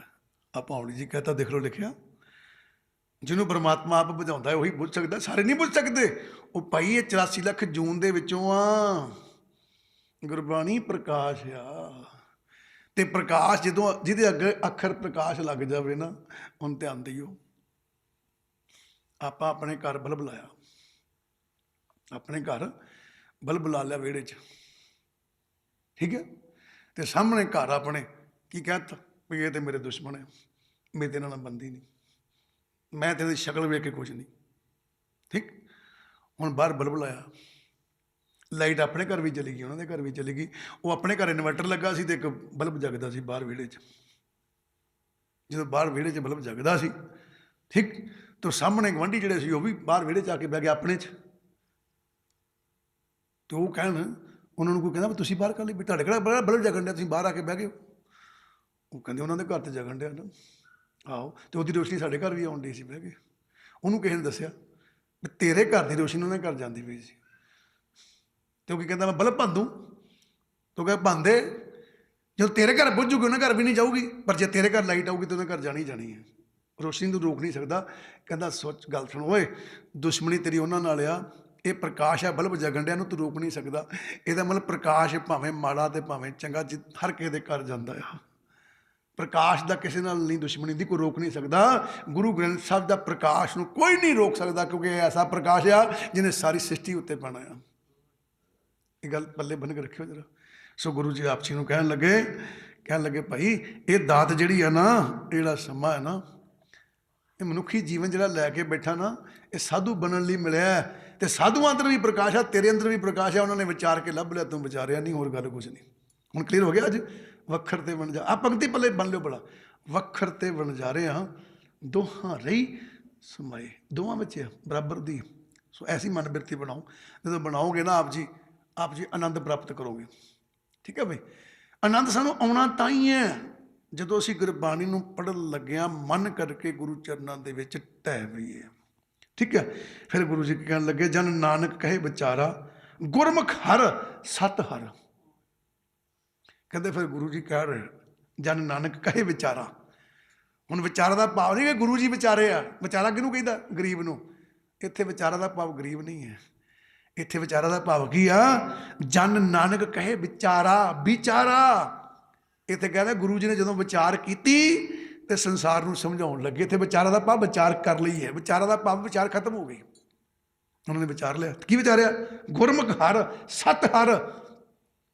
ਕਹਿੰਦੇ ਜਿਹੜੇ ਗੁਰੂ ਦੇ ਲੜ ਲੱਗ ਜਾਂਦੇ ਨੇ, ਗੁਰਮੁਖੀ ਗੁਰੂ ਕਹਿੰਦਾ, ਜਿਹੜੇ ਗੁਰੂ ਦੇ ਲੜ ਲੱਗ ਜਾਂਦੇ ਨੇ, ਗੁਰੂ ਦਾ ਪੱਲਾ ਫੜ ਲੈਂਦੇ ਨੇ। ਸਤ ਹਰ, ਸਤ ਕੀ ਹੈ? ਜਿਹੜਾ ਹਮੇਸ਼ਾ ਇੱਕ ਰੂਪ 'ਚ ਰਹਿੰਦਾ, ਉਹਨੂੰ ਸਤ ਕਹਿੰਦੇ ਨੇ। ਉਹ ਪਰਮਾਤਮਾ। ਕਹਿੰਦੇ ਫਿਰ ਇਹ ਆਤਮਾ ਗੁਰੂ ਦੇ ਲੜ ਲੱਗ ਕੇ ਉਸ ਪਰਮਾਤਮਾ ਤੱਕ ਪਹੁੰਚ ਸਕਦੀਆਂ ਨੇ। ਕਹਿੰਦੇ ਇਸ ਵਿਚਾਰ ਦੀ ਗੁਰੂ ਜੀ ਕਹਿੰਦੇ ਮੈਂ ਵਿਚਾਰ ਕਰਕੇ ਵੇਖ ਲਈ ਹੈ। ਤੇ ਫਿਰ ਲੜ ਲੱਗ ਜਾਓ, ਵੱਡਿਆਂ ਭਾਗਾਂ ਵਾਲੇ ਹੋ, ਮਾਲਕ ਚੜ੍ਹਦੀਆਂ ਕਲਾ ਕਰੇ। ਸੋ ਗੁਰੂ ਨੂੰ ਪਿਆਰੀ ਸਤ ਸੰਗਤ ਜੀ, ਮਨ ਬਿਰਤੀ ਬਣਾਓ। ਠੀਕ ਹੈ? ਸੋ ਆਪ ਜੀ ਇਹ ਗੁਰਮਤਿ ਵਿਚਾਰਾਂ ਇਸ ਵੇਲੇ ਜਿਹੜੀਆਂ ਸਰਵਣ ਕਰ ਰਹੇ ਹੋ, ਇਹ ਲਾਈਵ ਇੰਗਲੈਂਡ ਦੀ ਧਰਤੀ 'ਤੇ ਚੱਲ ਰਹੀਆਂ। ਰਾਜ FM ਤੇ ਰਾਜ FM ਵਾਲੇ ਦਿਨ ਦੁੱਗਣੀ ਰਾਤ ਚੌਗਣੀ ਤਰੱਕੀ ਕਰਨ। ਸੋ ਗੁਰੂ ਰੂਪ ਪਿਆਰੀ ਸਤ ਸੰਗਤ ਜੀਓ, ਆਓ ਇੱਥੇ ਹੀ ਸਮਾਪਤੀ ਕਰਦੇ ਹੋਏ ਫਤਿਹ ਕੀ ਜਾਈਏ। ਵਾਹਿਗੁਰੂ ਜੀ ਕਾ ਖਾਲਸਾ, ਵਾਹਿਗੁਰੂ ਜੀ ਕੀ ਫਤਿਹ।